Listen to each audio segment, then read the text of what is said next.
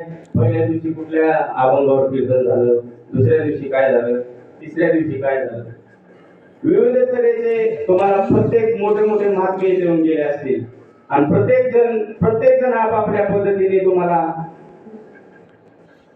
सेवा कशी असते, साधू संत कसे असतात, संत पर अभंग झाला असेल, नामपर झाला असेल, सर्व बाजूनी सगळ्या प्रकारचे अभंग करून तुम्हाला एक ज्ञानाचा जरा इथपर्यंत आणून गेला. मोठे मोठे महात्मे आले, येऊन गेले या गादीवर. पण आज माझ्यासारख्या पामराला मध पामरा हे काय थोडंपण पायीची वाहन पायी होती. आणि काय असतं, पहिल्या दिवसाची सेवा आणि मागणी पर आणि काला ही जबाबदारी, हे अलिखित वारकरी संप्रदायाचा नियम आहे. मागणी पर घ्यावा, नाम पर घ्यावा आणि काल्याचा आपली जगती ओळख घ्यावी, असा अलिखित नियम आहे. म्हणून आज या अभंगाद्वारे नामदेव महाराज मागणी कशी असावी आणि मागणी म्हणजे काय, काय मागावं, मागायचा अधिकार कोणाला आहे, काहीतरी कार्य करावं लागतं तेव्हा ते मागितलेलं उचित असतं. काही कार्य नसताना मागणं अनुचित आहे. मग आपलं मागण्याचे प्रकार विविध रीतीचे, मागण्याचे प्रकार हे वेगवेगळे आहेत. प्रत्येक जण वेगवेगळ्या रीतीने मागत असतो. आपण सर्वसाधारण जीव आहे. मानव देहामध्ये आल्याच्या नंतर आपली मागणी वेगळी असते, साधू संतांची मागणी वेगळी असते आणि आपली मागणी वेगळी असते, महात्म्यांची मागणी वेगळी असते. साधू संत जीवनामध्ये येतात, अवतार धारण करतात. कशासाठी येतात ते? उदराया धन जडा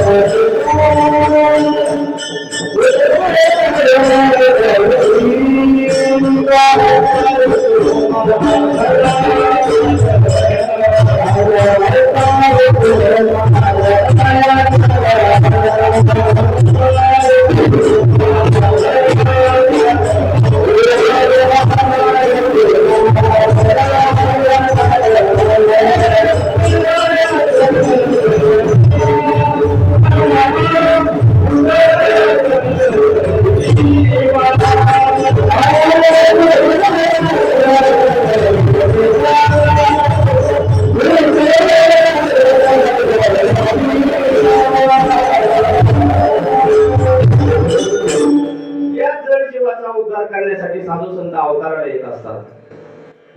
आणि मागणारा कोणी आणि देणारा अधिकारी पण तसाच पाहिजे.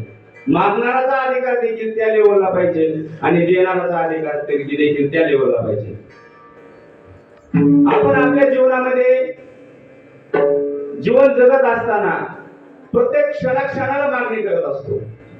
पण साधू संत तशी मागणी करत नाही. साधू संत मागतच नाही देवाकडे.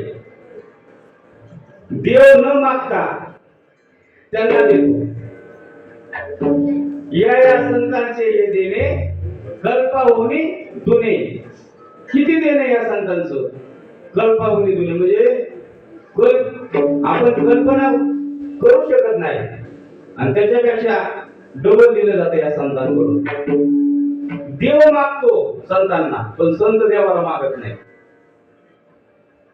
म्हणून नामदेव महाराज या अभंगामध्ये काय सांगतात? अकल्पायुष्य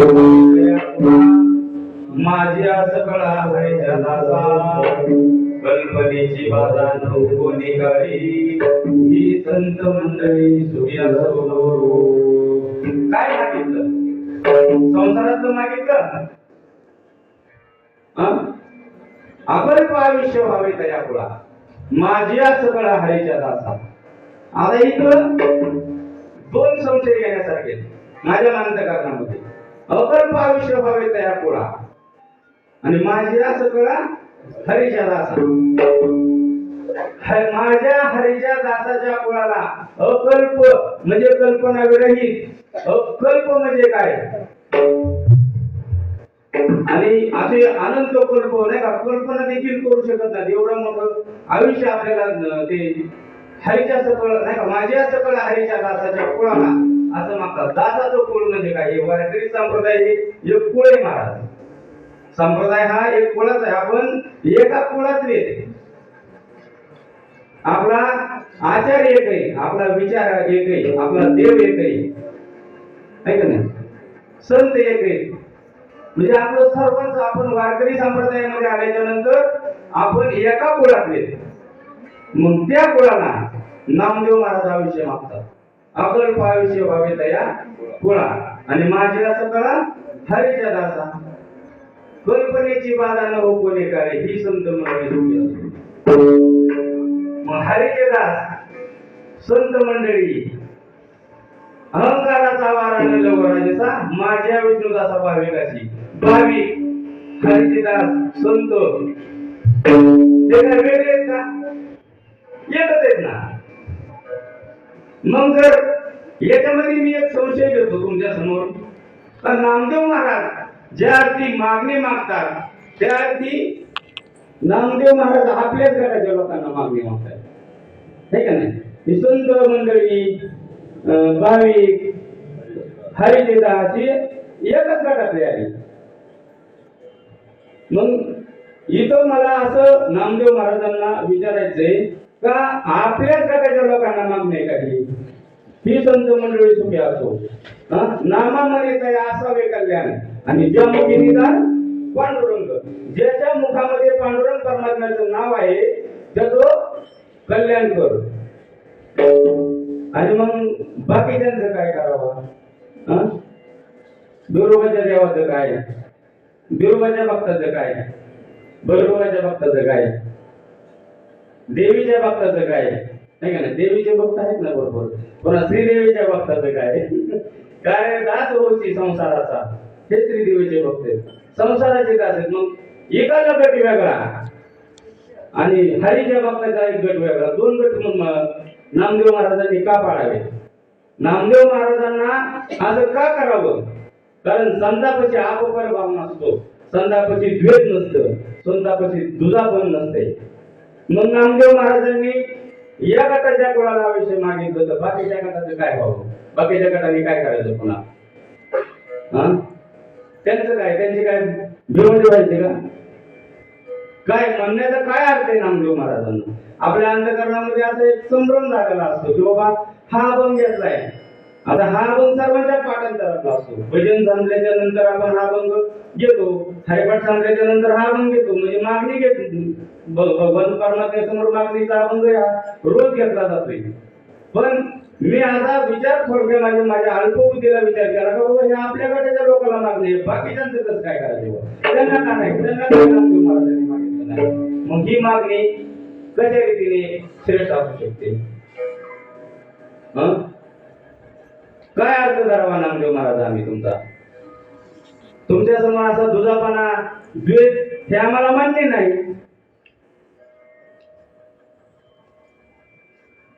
तसं पाहायला गेलं तर त्यांच्या समकालीन दुसरे संत काय मागणी करतात ना? आपल्या मौलिक महावैष्णव ज्ञानोबरायांनी मागणी केली. ज्ञानेश्वरीची सांगता झाली आणि ज्ञानेश्वरीच्या सांगतेच्या नंतर मौलिक ज्ञानोबरायांना कुणाची आठवण झाली?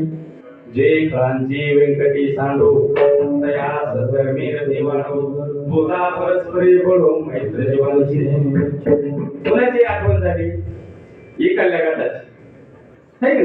जे फळांची व्यंकटी सांडो. काय फळ म्हणजे काय? फळ खरं सांगतो तुम्हाला, सोपं सांगतो. सोप्या एक वैदिक नाही, साधा तुमचं लेकरू आहे, तुम्हाला नाही का बालक बापाचे आता गे ते बापा द्यायची जीव लागे, तो संतोषी लिणे वेगे मुख जीव नवी. तुम्ही माझे मायबाप आहात आणि मी तुमचं एक छोटस लेकरू आहे, या नात्याने तुम्हाला उपदेश करत नाही, पण तुमच्या मांडीवर खेळण्याचा प्रयत्न करेन. विठ्ठल विठ्ठल.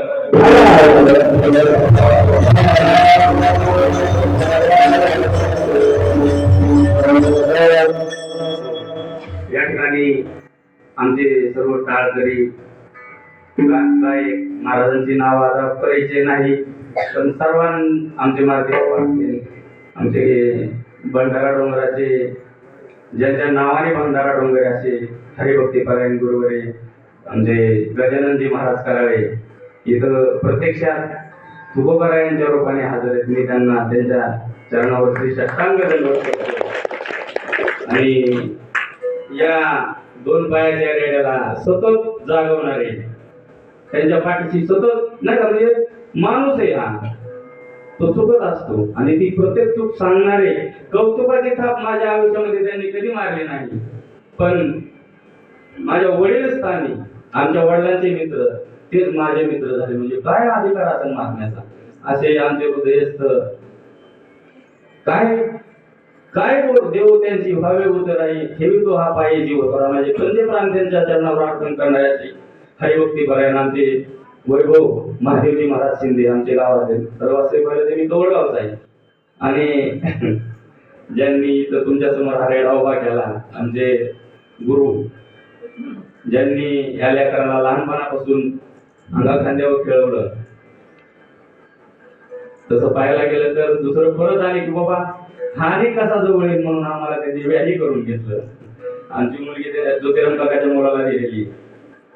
असे माझा जीव की प्राण असे माझे मारुती महाराज शेजार यांच्या सर्वांच्या, आपले चोपदार महाराज असतील, सर्व सगळे बालगोपाळ विनेकरी, आपले मृदंगाचार्य उत्कृष्ट मृदंग वाजवतात, त्यांच्यासाठी एकदा टाळ्या वाजवा.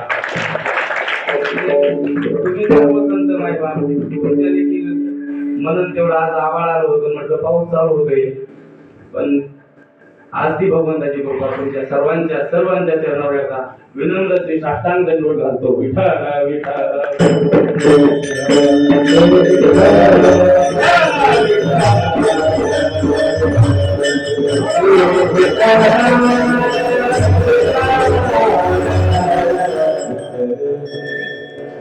मग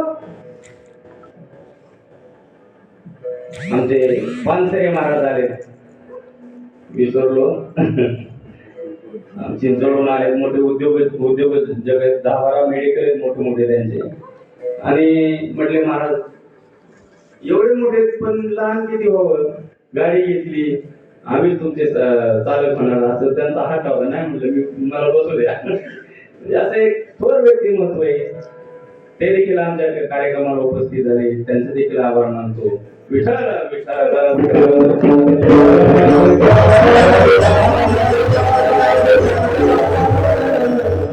मग नामदेव महाराज कोणत्या गटाला मागणी मागतात? हरीच्या दासाच्या कोणाला. आणि त्यांच्या समकालीन जे ज्ञानोबाराय आहेत, त्या ज्ञानोबारायांना पहिली आठवण कोणाची झाली? जय खळांची व्यंकटी सांडो. आता आपल्याला खळ समजून घ्यायला लागेल, तेव्हा माऊली ज्ञानोबारायांची मागणी आपल्या लक्षात येईल. आता आपल्याला मागणीच सांगायची म्हटलं थोडस मागणीवरच बोलायला लागेल ना, ठीक आहे. मग ती मागणी ज्ञानोबारायांची कशी होती? जे खळांची व्यंकटी. खळ म्हणजे काय? काय बाबा खळ म्हणजे कोण? काय वाटतं तुम्हाला खळ म्हणजे काय? सोपं आहे. ही पत्रिका आपण पेन केल्याची बघू का नाही, माग काय लावतो आपण त्याला? खळ लावतो. महाराज ती पत्रिका फाटून जाते, तो ती खळ फाटते गाव तिचीकडे असते. एवढा परमार्थिक क्षेत्रामध्ये एवढा मोठा नास्तिक, एवढा मोठा विरोधक म्हणजे खळ असतो. खळाचे विभिन्न रूप आहेत. खळ म्हणजे खळ आणि उखळ एकाच भावकीचे. उखळ काय करत? कुटायचं काम करत, बरोबर ना? काय बाबा उखळ कुटायचं काम करत आणि खळ देखील कुटाय काय करायचं काम करत. गावात चावडे बसून ह्याचं काय करेन त्याचं काय करेन हे खळाचीच काम आहेत ना. म्हणजे खळ काय साधेत का? हे पारमार्थिक जीवनामध्ये हे आडवे येणारे. एखाद्याने गण लावला, नवीन माळ झाला का माळकरी लावला का गण, आता हे म्हणायचंय असे म्हणणारे हे खळ. खळ एक वृत्ती आहे. खळ म्हणजे असं तुम्ही समजू नका ते काळा ते फार माणूस त्याला लय केस आहे किंवा काय असा खळ नाही. खळ गोरा देखील गोरा पान असतो. खळ म्हणजे अधर्म आहे. आईचे उपराटे वर्म आणि धर्मांगी अधर्म, आहे का नाही? धर्मामधूनच अधर्म करायला कळ येत असतो. असा एवढा म्हणजे साधकांना त्रास देणारा हा खळ. त्या खळाची जास्त खळखळ केली तर तुम्ही मानता ही खळ कशाला आला आहे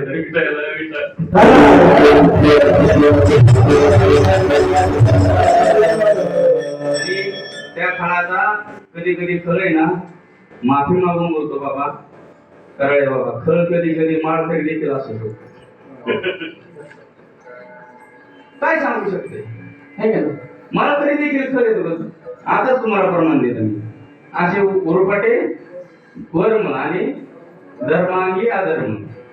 मग धर्मांगी अधर्म म्हणजे मी धर्म करायला लावते तुम्हाला धर्माचं वर्णन, पण अंतर माझ्या काळाचा अजून म्हणजे खळ कधी कधी माळकरी देखील असू शकतो. मिर्झा राजे जयसिंग छत्रपती शिवाजी महाराजांना कशामुळे करावा लागला? महाराष्ट्रामध्ये छत्रपती शिवाजी महाराजांवर जेवढं प्रेम करत होते त्याच्यापेक्षा जास्त प्रेम मिर्झा राजे जयसिंगवर करत होते लोक. तो एक फळ होता आणि त्याच्यामुळे तह करावा लागला कराळे बाबा शिवाजी महाराजांना. आणि तह केल्याच्या नंतर जास्त लोक मिर्झा राजे जयसिंगकडे गेले महाराज. आता तो हा आणि त्या मिर्झा राजे जयसिंगकडे एवढी लोक गेली, तो पोथी वाचायचा, धर्माचं कार्य करत होता, पण लोकांना तो कळाला का? नाही कळाला. असा अधार्मिक असतो तो खळ असतो. खळ कसा असतो? महाभारतामध्ये महाराज खळ दुष्ट आहे ना, दुष्ट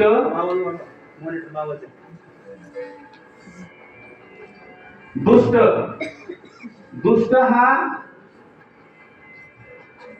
10 लोकांची कत्ल करू शकतो दुष्ट. पण खळ हा किती सेना मारली महाराज त्या काळाने. तो खळ म्हणजे कोण आहे माहिती का? महाभारतामधला शकुनी मामा. किती मोठा खळ आहे महाराज. 18 अक्षोनी ना, 18 अक्षोनी सेना ज्यांनी मारली. अहो खळ आहे ना, खळ विंचवाच्या नांगीमध्ये विष असतं महाराज, सापाच्या तोंडात विष असतं. विंचू चावला तर विष चढतं, साप चावला तर विष चढतं, खळ बोलला तरी विष चढतं महाराज.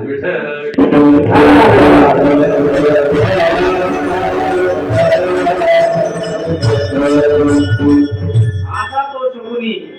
अहो ते शकुनी परमात्म्या संगतीमध्ये, परमात्माच्या बरोबर संगतीमध्ये होता, देवाच्या संगतीत जरी होता, भीष्म पितामहाच्या संगतीत होता, द्रोणाचार्याच्या संगतीत होता. ह्या मोठ्या मोठ्या ज्यांच्या म्हणजे इतकी शक्ती ज्यांचे ज्यांचे विश्वाचा संहार होतो, विश्व उत्पन्न करू शकतात अशी मोठी मोठी महात्मे, एवढ्या मोठ्या महात्म्यांच्या संगतीत गेला तरी खळ सुधारला नाही. सुधारणा इतका घातक परमार्थामधला तो खळ. असा खळ तुम्हाला मी सांगितलाय, जो आजपर्यंत जगामध्ये 2000च्या वर धर्म आहेत महाराज, आणि कुठल्याही धर्माचा धर्म प्रचारक त्या खळाच्या नादाला लागला नाही, कुठलाच नाही लागला. वारकरी संप्रदायामध्ये पहिल्यांदा लागले असतील ते ज्ञानोबा. एवढा श्रेष्ठ वारकरी बोलच लागला नाही. दुसरे लागले तुकोबाराया. तुका म्हणे खळ करू क्षणेची निर्मळ. एका क्षणामध्ये आम्ही खळ निर्मळ करू शकतो, एवढी पावर आहे का नाही? काय तुकोबारायांचं वैराग्य असेल, काय भक्ती असेल तुकोबारायांचं.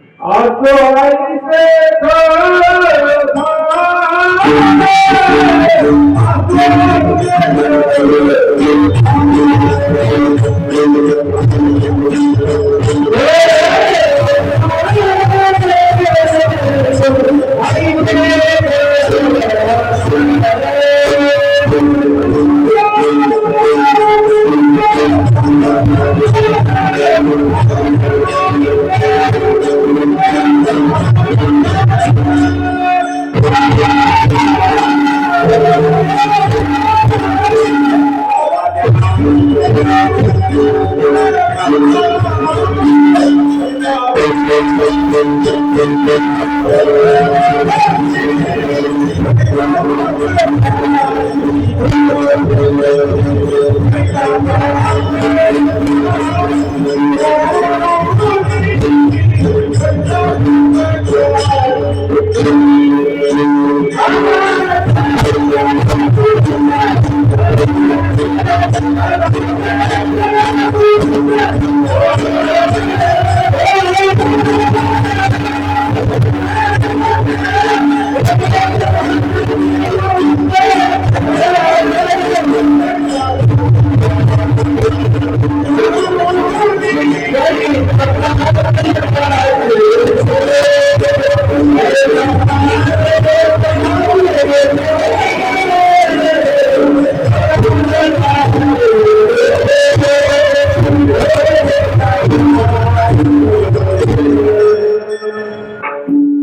असा फळ माऊली ज्ञानोबाला सापडला, जगद्गुरु तुकोबारायाला सापडला आणि वारकरी संप्रदायामधल्या संतांनीच त्याचा फळपणा नष्ट करायचा प्रयत्न केले. तो फळ परमार्थामध्ये कसा येईल, त्याच्यामध्ये दया सत्कर्मी रती वाढो, त्याच्या सत्कर्मामध्ये त्याची रती कशी वाढेल हा प्रयत्न माऊली ज्ञानोबारायांनी केला. ही मागणी माऊली ज्ञानोबारायांची. मग आता मी तुम्हाला प्रश्न विचारतो, माऊली ज्ञानोबारायांनी केलेली मागणी आणि नामदेव महाराजांनी केलेली मागणी, या दोन मागण्या तुमच्या समोर मांडल्या मी. आता याच्यामध्ये श्रेष्ठ मागणी कोणती ते सांगा.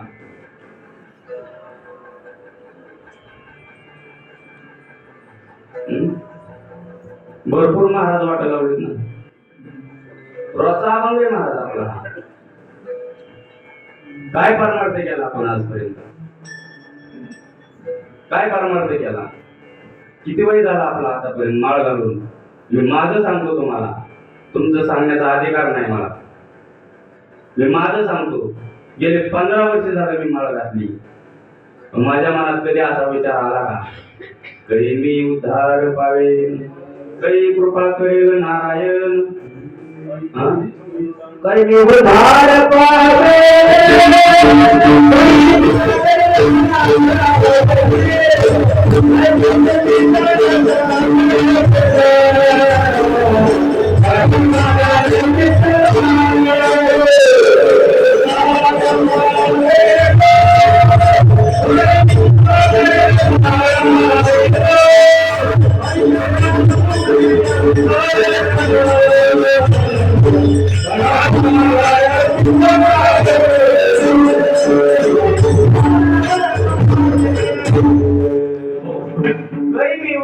पावेन, महाराजांनी छान प्रमाण दिलं, कधी कृपा करेल नारायण.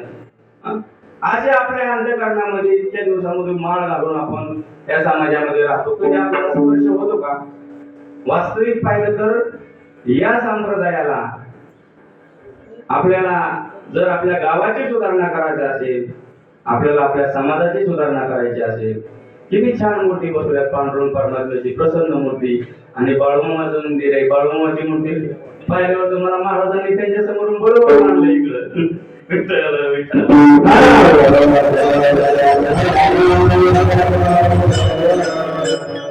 गावामध्ये पण मोठं मंदिर आहे. परवाच महाराजांचा कार्यक्रम झाला तिकडं बाळूमामाच्या मंदिरामध्ये. आणि असे बाळूमामाची आपण भक्ती करतो, रोज आरती घेतो, रोज प्रसाद घेतो. मग याचा काय परिणाम होतो बाबा आपल्यावर? तसं तरुणांची गरज आहे. तरुणा भाग्यवंत नटे हरी कीर्तना. आज समाजाला तरुणांची गरज आहे. तरुणांनी संप्रदायामध्ये यायला पाहिजे. जर तरुणाने आले तर पुढची पिढी करेल. वय झाल्याच्या नंतर काय उपयोग आहे महाराज? वायरी तुटलेले बल्ब गेलेले बल्ब काय उपयोगायचे? 60च्या नंतर काय गलित गात्र झालेले असतात सगळे अवयवांचे. साधना करता येत नाही. बसलं तर साधना करण्यासाठी वयाची गरज आहे. लग्न करण्यासाठी वयाची गरज आहे की नाही? विशिष्ट वेळेत नाही लग्न झालं तर संसार नाही होऊ शकत. जर संसारामध्ये वयाची अट आहे तर परमार्थामध्ये काय नाही वाट? परमार्थामध्ये देखील तुकोबारायाने सांगितले ना, तरणा भाग्यवंत आणि तरुण थोडं गोड वाटतं मला हे लहान दिवस, पण काळाची गरज आहे महाराज. आज खूप भयानक परिस्थिती आहे समाजामध्ये, आपण पाहतोय समाजामध्ये जर आपल्याला व्यवस्थित आपलं कुलाचार सांभाळायचा असेल, आपला धर्म सांभाळायचा असेल, छत्रपती शिवाजी महाराजांच्या आपण जन्मभूमीमध्ये, ज्ञानोबा तुकोबांच्या जन्मभूमीमध्ये आपण जर तरुण मरक्यामध्ये राहिले तर काय उपयोग आहे महाराज? या जीवनामध्ये काय केलं आपण येऊन? जन्म येऊन काय केले आणि तो मुद्दल गमविले. अहो मुद्दल आहे, भाडे तत्वावर आलेले शरीर आहे. आपण संसारात आतून मारून टाकलं महाराजाच्या शरीराला. गटे पडले मरे वाहू शरीराला, तरी आपल्या लक्षात नाही का आपल्याला देखील एक दिवस हा जसा जळायचा तसं जळायचे. गटे पडले तेवढ्यापूर्वी तिथं म्हणतो काय खरं नाही जीवन, आणि तांबाखू खाऊन उठून येतो महाराज. थोडा विचार करायचा, थोडा विचार करून तरुण समाजाने, तरुण मुलांनी या संप्रदायाची धोरा सांभाळायला पाहिजे, धर्माचं कार्य करायला पाहिजे. असं मरकटावाने जीवन नाही जगायचं, असं तेच जीवन जगायचं. छत्रपती शिवाजी महाराजांचे मावळे म्हणून जीवन जगायचं, ज्ञानोबा तुकोबांचे लेकर म्हणून जीवन जगायचं. आहे का नाही? माझी मनीची आवडी पंढरपुराने ही नकुडी. काय करायचे 14व्या 15व्या वर्षी अशी प्रार्थना करो. छत्रपती शिवाजी महाराजांनी 16व्या वर्षी बोट कापून स्वराज्य नाही का नाही महाराष्ट्राला स्वराज्य घडवून देण्याचा शपथ घेतली होती रायरेश्वराचे. 14व्या वर्षी. 16व्या वर्षी ज्ञानोबाईंनी ज्ञानेश्वरी सारखा ग्रंथ लिहिला, आणि आपल्याला एक ओवी देखील पाठ नाही. आपल्याला ज्ञानेश्वरी ग्रंथ म्हणजे काय हे सगळे माहित नाही आपल्या लहान मुलांना. आजकालची पिढी तर खूप वाया गेली महाराज, आम्ही बघतो शहरामध्ये. मग हा तरुण समाज आला पाहिजे, तर आपला भारत देश वाचेल, तर आपला महाराष्ट्र वाचेल. कर्मभूमी, धर्मभूमी आणि देवभूमी आपली. आणि ह्या भूमीमध्ये आपण जन्माला आल्याच्या नंतर आपण कसं वागलो पाहिजे हा विचार साधू संतांनी सांगितलेला आहे, त्याप्रमाणे वागलो पाहिजे. माझा विषय तो नाही आज माझा विषय मागणीच आहे. तुमच्या समोर प्रश्न विचारला होता मी, तुम्ही उत्तर नाही देत. कोणती मागणी श्रेष्ठ आहे महाराज? माऊली ज्ञानोबा यांची मागणी श्रेष्ठ आहे का नामदेव महाराजांची मागणी श्रेष्ठ आहे? माऊलीची मागणी श्रेष्ठ आहे का नाही? पण मी तुम्हाला पटवून दिल्यामुळे तुम्हाला माऊलीची मागणी श्रेष्ठ वाटते. माऊलींची मागणी योग्य आहे, माऊलींची मागणी योग्य आहे. पण त्याच्या पुढे जाऊन सांगतो, माऊली ज्ञानोबा यांच्या भवितव्याची काळजी करणारे देखील नामदेव महाराज.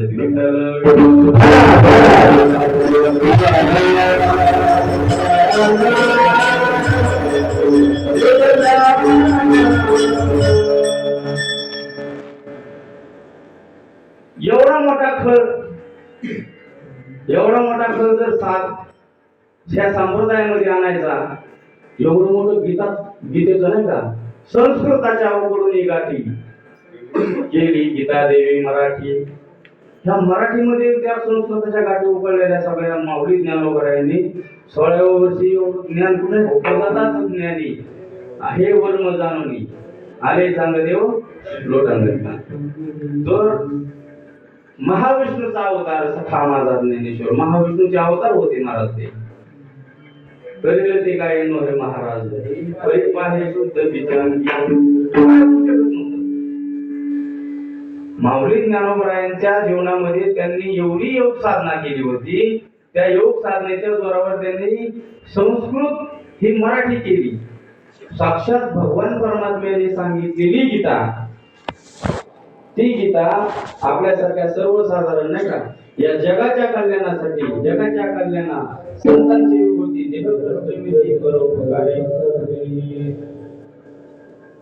ह्या साधू संतांनी ह्या जीवाचं कल्याण होण्यासाठी ही गीता मराठीमध्ये करून एवढं मोठं उपदेश केलेला, एवढा समाजासाठी आपल्याला एवढा मोठा ग्रंथ असा ज्ञानेश्वरी नाही का, ईश्वरीय ज्ञान त्याला ज्ञानेश्वरी म्हणतात.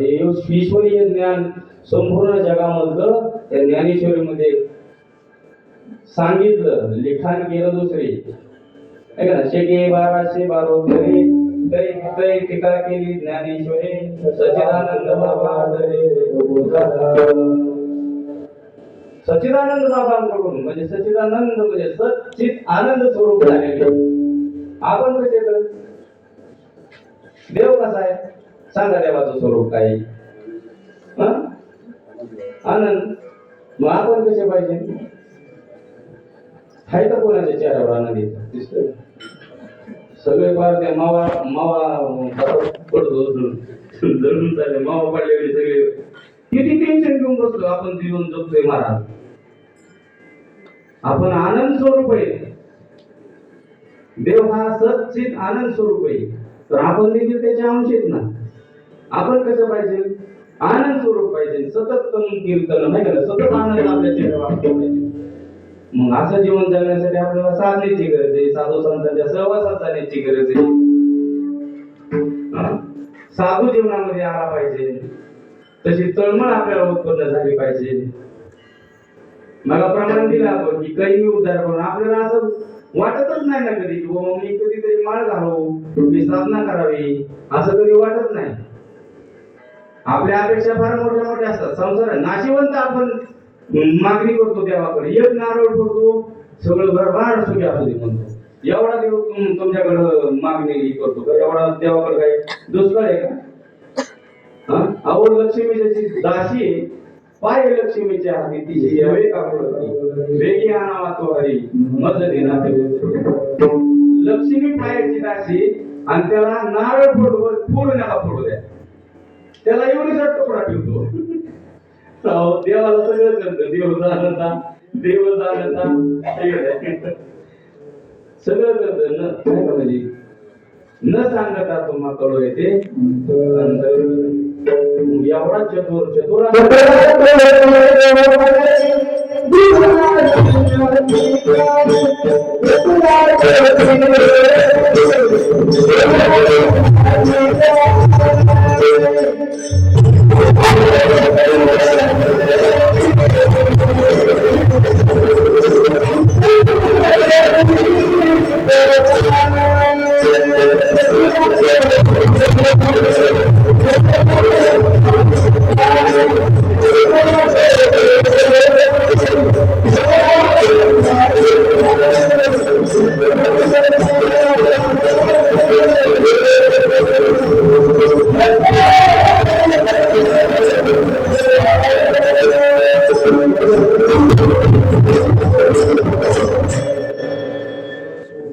असे नामदेव महाराज त्या ज्ञानोबारायांनी खळासाठी मागणी केली आणि खळासाठी मागणी केल्यानंतर एवढी श्रेष्ठ मागणी ज्ञानोबारायांनी गीतासारखं जे लिहिलेलं लिखाण केलं आणि त्याच्यासोबत विश्वात्मक देवतेला पसायदानाच्या रूपातून ते पसायदान मागितलं आणि त्याच्यामध्ये मागणी कोणाची केली जे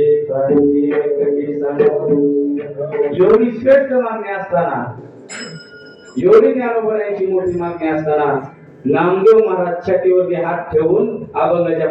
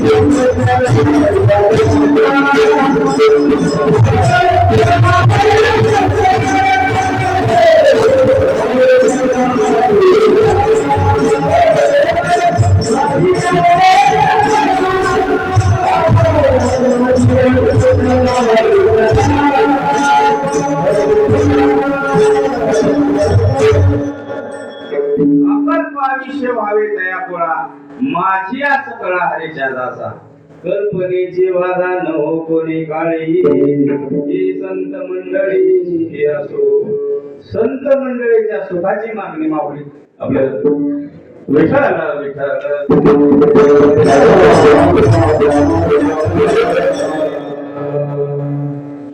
माझ्या हरीच्या दासाच्या कुळाला अकल्प पर्यंत आयुष्य नामदेव महाराजांनी मागितलं आणि ज्ञानोबा यांनी खळासाठी मागणी मागितली। ह्या दोन्ही मधली मागणीपैकी श्रेष्ठ मागणी कुठली हा प्रश्न विचारला तर माझ्या बुद्धीच्या अल्प बुद्धीच्या मताप्रमाणे मी सांगन की माऊली ज्ञानोबा यांची मागणी ही योग्य आहे, पण त्यापेक्षा मोठी मागणी ही नामदेव महाराजांची। ती कशी तर या समाजामध्ये संत अवताराला येत असतात, आणत नाही, देवाला आणायला लागतं। संत स्वतः होऊन येतात आणि आपल्याला ते द्यावंच लागतं। आगा गर्मीचे विरह भरावे तया सुख दुःखा फळायावे बोगा म्हणजे तर कर्म देत आहे ना, कर्म तसं जैसे ज्याचे कर्म त्याचं फळ देतो ईश्वर। म्हणजे आपलं जन्म मरण हे कर्मावर अवलंबून आहे।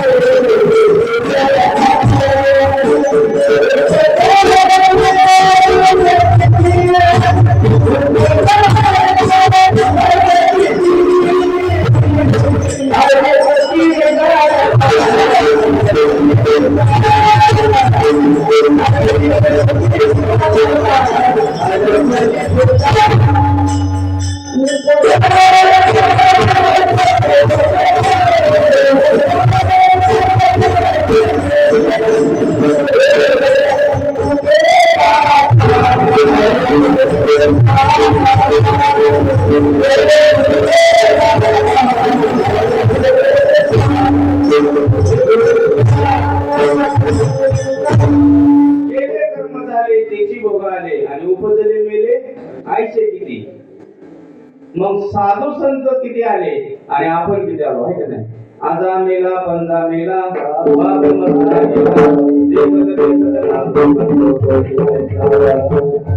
किती आपले जन्म आले आणि आपण किती वेळा जन्म यावे नित्य व्हावे भजे म्हणून जीव घ्यायला शरण गेला विठूची। किती वेळा जन्माला यायचं या चक्रामध्ये किती वेळा फिरायचं? कुठंतरी थांबावं ना, या जीवाला कुठेतरी विसावा पाहिजे ना। किती धावपळ करायची या जीवाने? हे ज्ञान कुठं दुसऱ्या योनीमध्ये मिळतं का महाराज? तरी मारुती बाबांनी सांगितलं इथं आले का दुसरे कोण आलं का? म्हशी आल्या का, बैल आले का, कुत्रे आले का, डुकर आले का, कोण आलं का इथं कीर्तनामध्ये? नाही आलं ना। कोण आलं इथं? साधू संत आले, सज्जन आले, ज्यांना बुद्धी ज्यांना साराचा विचार आहे ते आले। मग बाकीच्यांसाठी कीर्तन प्रवचन नाहीत का? आहेत ना, पण तिथं काय येतं आडवं? तुम्ही पाप म्हणले, मी कर्म म्हणलो असतो। पाप कर्म एकच आलं, पाप आडवं येतं महाराज। आणि पाप आडवं आल्याच्या नंतर काय होतं? पुनरपि जननम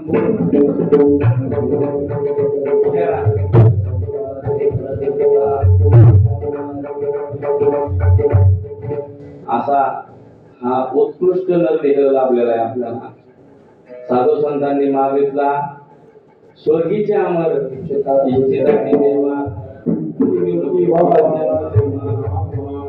स्वर्गाधिक देवता देखील, अहो तिथं ब्रह्मदेव देखील विनंती करतोय.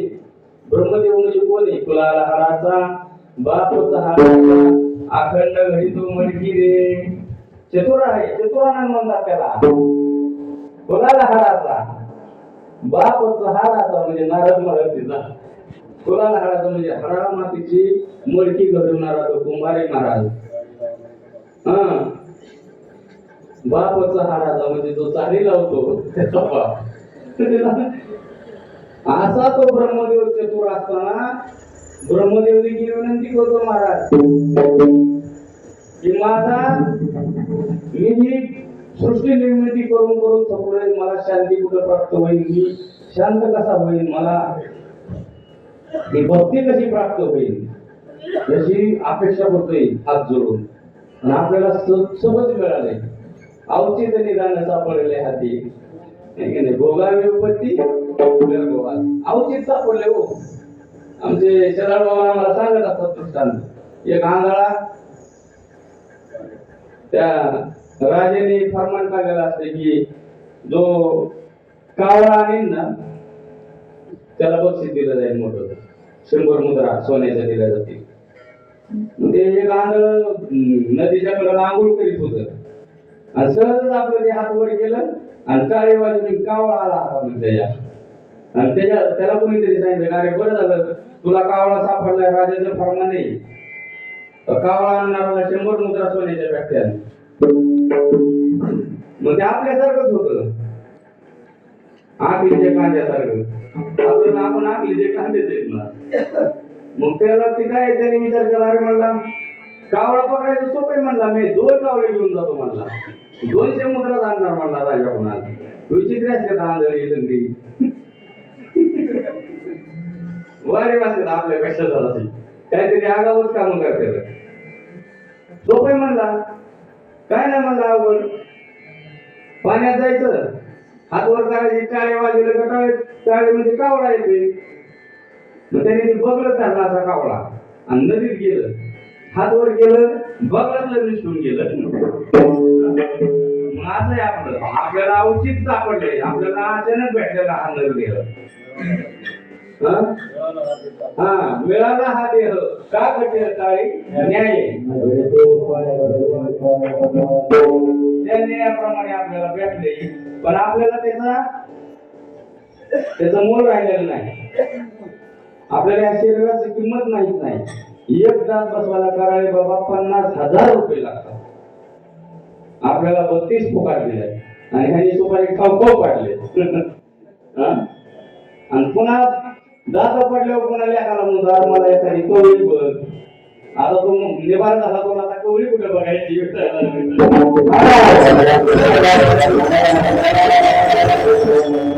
साधू संतांची मागणी आणि सर्वसाधारण जीवाची मागणी. आपल्या काय मागणी असतात महाराज संसाराची? नाही आपण नाशिवंत मागवतो, अविनाशी मागत नाही. अविनाशी मागण्याची सद्बुद्धी आपल्याला साधू संतांच्या चरणांशी गेल्याच्या नंतर कळतो. तोपर्यंत कळत नाही, तोपर्यंत आपण नाशिवंतच मागवतो. संसारामध्ये जे दिसतं, संसारामध्ये जे लोक पावणार हे आपण मागवतो. भरपूर मागण्याचे प्रकार आहेत त्याच्यामध्ये. एका जेलमध्ये फरमान आलं वरून पंतप्रधानाकडून, म्हणजे तुम्हाला फ्री मोकळं सोडून दिलं, म्हणजे तुम्हाला काय जे पाहिजे ते मागा. आता जेल मधल्या कैद्यांना सांगितलं किंवा तुम्हाला तुमच्या मनात जे काही येईल ते मागा, तुम्हाला सरकारवरनं पुरवणार आहे. बरोबर आपले म्हणजे आपल्यासारखी जी मागणी काय असती, कैद्यांची मागणी काय असते, म्हणजे वेगवेगळ्या प्रकारच्या मागण्या असतात. चतुराची मागणी काय असती, साधू संतांची मागणी काय असती, महात्म्यांची काय मागणी असती. त्या कैद्याची मागणी मग त्यांना सांगितलं होती, आनंदी झाले, मस्त उड्या मारल्या, बरं झालं म्हणजे आपल्याला सूट दिली. मग प्रत्येकाची मागणी वेगवेगळी आली. कोण म्हणला माझं भांडं फुटले, जर्मनचंच भांडे, ते मला भांडे द्या, कोण म्हणलं मला पाणी प्यायला तांब्या नाही, कोण म्हणलं अहो टेक्नॉलॉजी झाल्यात ते जरा खोली फवारून घ्या, कोण म्हणलं आम्हाला पांघराय नाही, कोण म्हणलं आम्हाला हातराय नाही, कोण म्हणले आम्हाला कपडे द्या नवीन नवीन. असं वेगवेगळ्या प्रत्येकाने आपल्या आपल्या मागणी त्या अधिकाऱ्याला त्या जेलरला सांगितलं. सगळ्यांच्या मागण्या झालं, एक शिल्लक राहिलं होतं त्याच्यात. ते म्हणला तो जेलर म्हणला अरे बाबा सगळ्यांनी मागितलं, तो आता कोपऱ्यात का बसलाय तिकडे बाजूला. तो म्हणला मी मागतो पण देता का म्हणला. अरे म्हणला सगळ्यांनी मागितले हक्कानी, सगळ्यांनी वरून पंतप्रधानाचा आदेश आलाय, सगळ्यांना ज्या मागण्या देऊन टाकतो द्यायला सांगितलं, तू बी माग बाबा काहीतरी. मग तो म्हणला साहेब म्हणला मी मागणे मागतो, मला आहे ना तुम्ही इथं सोडा म्हणला.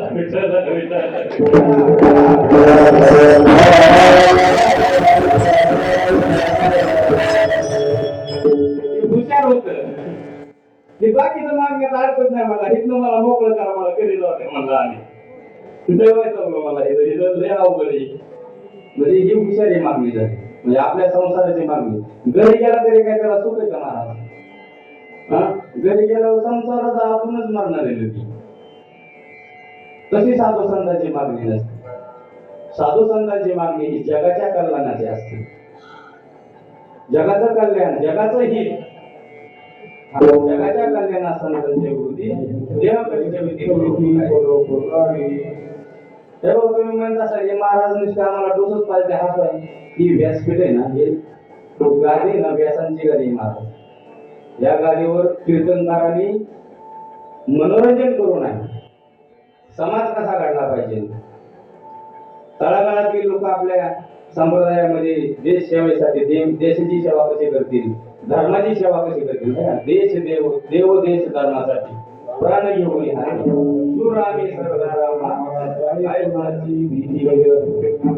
असं हे व्यासपीठ त्याच्यासाठी महाराज.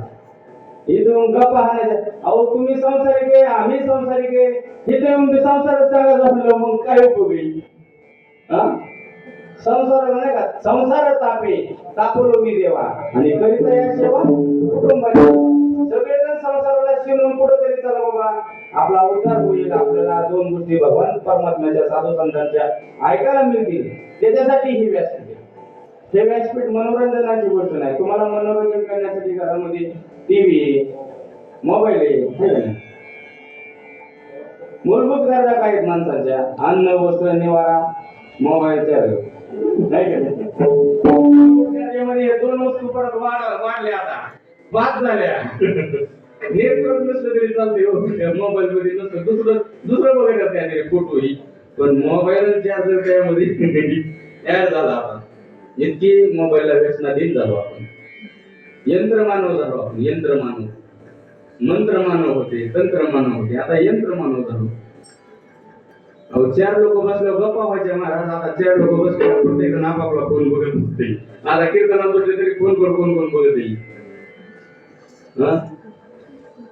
म्हणजे फोन हा काळाची गरज आहे का? चांगला आहे ना फोन, पण सदुपयोग झाला पाहिजे. फोन मध्ये भरपूर आहे शिकण्यासारखं. तुम्ही एखादी ज्ञानेश्वरीची ओवी काढा आणि ज्ञानेश्वरीची ओवी 10 वेळा ती बघा ना, तुम्ही वाचा, कल्याण होईल. फोन हा कल्याण करू शकतो आणि फोन वाटोळ देखील करू शकतो. मग आपण ठरवायचे सारासार विचार करा उठाउठी नाम धरा फोन मध्ये देखील आपल्याला करता येतं. आमचा अभ्यास 10-20% फोन मध्ये असतो. काम करताना आपल्याला काही ग्रंथ घेऊन बसायला होत नाही, मग काहीतरी आपल्याला एखादं कीर्तन लावायचं किंवा आपण किंवा बसलो असेल तर ज्ञानेश्वरीचं ते काढायचा ग्रंथ आहे ना आपला, हे करायचं. मग त्या हुशार माणसाने मागणी काय मागितली, मला इथून सोडा, इथपर्यंत होतो. आणि साधू संतांनी काय मागितलं, तर ह्या जगाचं कल्याण व्हावं. या जगाच्या कल्याणासाठी हा तळागाळात गेलेला जो समाज आहे, काय गाडगेबाबाचं चरित्र पहा. किती निस्वार्थी सेवा असायची गाडगेबाबांची. गाडगेबाबा गावामध्ये यायचे, कोणाला माहित नसायचे हे महाराज आहेत म्हणून, आज आमचे कपडे पांढरे, आमच्या कपड्यांना डाग नसतो कुठं, एवढे पांढरे शुभ्र आम्ही कपडे घालतो. पण हे पांढरा ड्रेस आहे ना, हा पांढरा ड्रेस स्वतः नाही महाराज, हा पांढरा ड्रेस सतीचं वाण आहे, याला डाग लागला नाही पाहिजे असं आचरण महाराज. महाराज 2 तास काय सांगतो याच्यापेक्षा 20 तास काय करतो ते पाहिलं. त्याचा आचार कसा आहे, त्याचा विचार कसा आहे. कीर्तनकार जो असं नाही देऊन उभा राहणारा कीर्तनकाराने एक दक्षता घेतली पाहिजे. नखाच्या बोटापासून केसापर्यंत समाज त्याला निहाळीत असतो. त्याचं हसणं कसं, त्याचं बसणं कसं, त्याचं उठणं कसं, त्याचं खाणं कसं, त्याचं बस म्हणजे सगळं तो कसा वागतो याच्यावर पूर्ण लक्ष असतं आपल्यावर. मग आम्ही जे कीर्तनकार लोक आहेत ना, जे समाज करतो त्यांनी आपल्या कुळाचार नाम विठोबाचे, ठीक आहे, कुळाचार आपण सांभाळला पाहिजे. आपल्याला असं म्हणले नाही पाहिजे समाज की ज्ञानोबा माऊलीची आणि तुकोबा माऊलीचा लेकरू काय, असा वागतो काय, ज्ञानोबाचे तुम्हीच का, आपल्यामुळे आपल्या बापाला कलंक लागला नाही पाहिजे, असं आपण आचरण पाहिजे. अभिमानाने पाहिजे वा काय ज्ञानोबाचा शोधतो, काय तुकोबाचा शोधतो, असे अभिमानाने त्या म्हणणाऱ्याची सध्या छाती फुकली पाहिजे, असं आपलं आचरण असावं. आमच्या मारुती बाबांनी जीवनामध्ये गेले 40-50 वर्ष झालं परंपरा, कधी अपेक्षा केली नाही जीवनामध्ये, कधीच नाही अपेक्षा केली. भगवान त्यांनी भरपूर दिलं, पाव बटर शिळ का पाक खाऊन आयुष्य काढलं पुण्यामध्ये मारुती बाबांनी. पण आज समाजाचं हित फक्त अंतःकरणामध्ये ठेवलं त्यांनी. माझा समाज कसा घडल, माझ्या जवळ आणखी कसे येतील, ही तरुण पोरं कसे सुधारतील. कीर्तन कमी नाही त्यांना, कीर्तन भरपूर आहेत, पण माझ्यापाशी आलेले ते कसे सुधारतील. आपण सारे करीत येतात का नाही, काळा वेळ जायला सगळं म्हणजे ज्ञानदेव म्हणे निवृत्ती निर्गुण आणि तिथले संपूर्ण माझ्या हाती. ज्ञानोबारायांनी जसं माऊली ज्ञानोबारायांना संपूर्ण म्हणजे काय ठेवलं बाबा त्यांच्या जवळून. अहो काल परवा दृष्टांत सांगितला, वेळ आहे ना, वेळ कुठल्या तरी आधाराने वर जाते. वेळ अशी जात नाही, अशी फळाला येतच नाही. कुठलाही वेळ असतो बघा तुम्ही, त्याला आधार लागतो. टमाट्याचं झाड जर लावलं त्याला आधार नाही दिला की ती फळं येत नाही, चढतात खाली. आमच्या कराळे बाबांची टमाटी होती सगळी, त्यांनी आधार दिला होता त्या, ज्यांना नाही आधार दिला सगळी टमाटी सोडून गेली.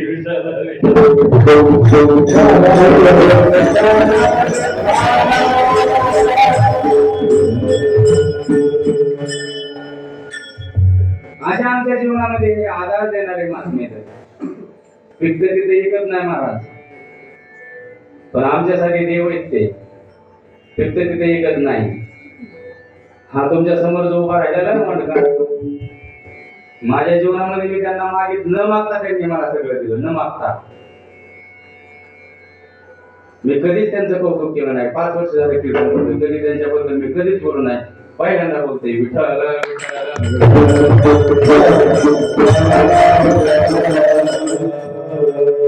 माऊली ज्ञानोबरायांनी ज्ञानेश्वरी लिहिली आणि माऊली ज्ञानोबरायांनी आपल्या गुरुचं वर्णन प्रत्येक ओळीमध्ये असं किती माऊली बारकावा त्या ज्ञानेश्वरीमध्ये. श्री गुरूंसाठी पूर्ण ज्ञानेश्वरी खर्च केली महाराज. ज्ञानोबराया विठ्ठल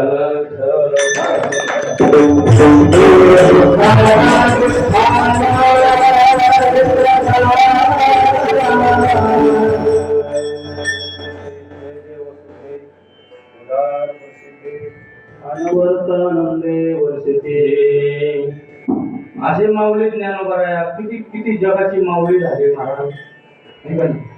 साधकाचा माये बाप दरुषेने हरे नाम सर्वभूती सुख रूप ज्ञानोबा.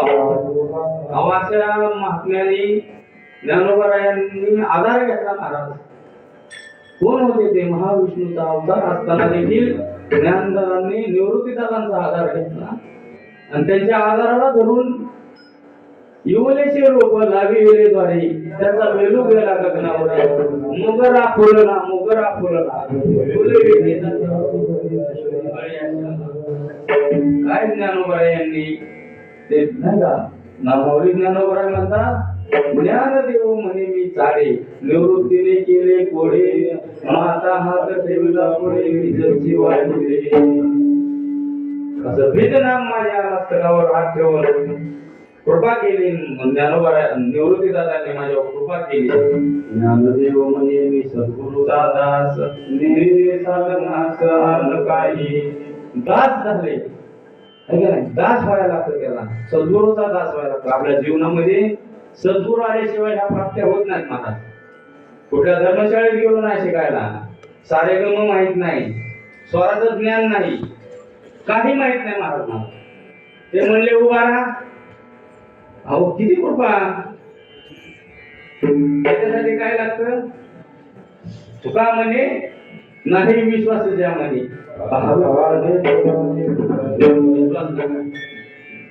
गुरुचरणी विश्वासला तुका म्हणे धन्य झाला. जर जीवन धन्य करायचं असेल तर सद्गुरूने आपल्याला न मागता ते दिलं पाहिजे. निवृत्ती दादांनी ज्ञानदादांना न मागता ते सर्व दिलं. कर्तरी आवळे काय सहारी, ठीक आहे ना. बाहुबळे आकळवे येरवी नाकळे आणि कर्तळे आवळे काय सहारी. भाव लागतो, भाव. प्रत्येक वस्तूला भाव आहे. गायकांना भाव आहे, मृदुकाचार्याला भाव आहे, सगळ्यांना भाव आहे ना. भाव सगळ्यांना लागतो, पण हा संसारिक भाव लागतो. अंतःकरणातला भाव वेगळा आहे. भाव तस्मात् द्यावे लागेना फारसे वित्त, झाले एक चित्त तरी भूतला. हे बघा तसं म्हणते का, करुणीच आहे असं शिकवली. एवढा अभ्यास नाही पण उभा राहिले. माझं परम भाग्य आहे. माऊली ज्ञानोबा देखील हीच अपेक्षा केली होती. नवनीदादा समोर बसले होते आणि ज्ञानदादा सांगत होते काय त्या गुरुचं श्रेष्ठ वाचन. हे संत असतात, हेच असे साधू असतात.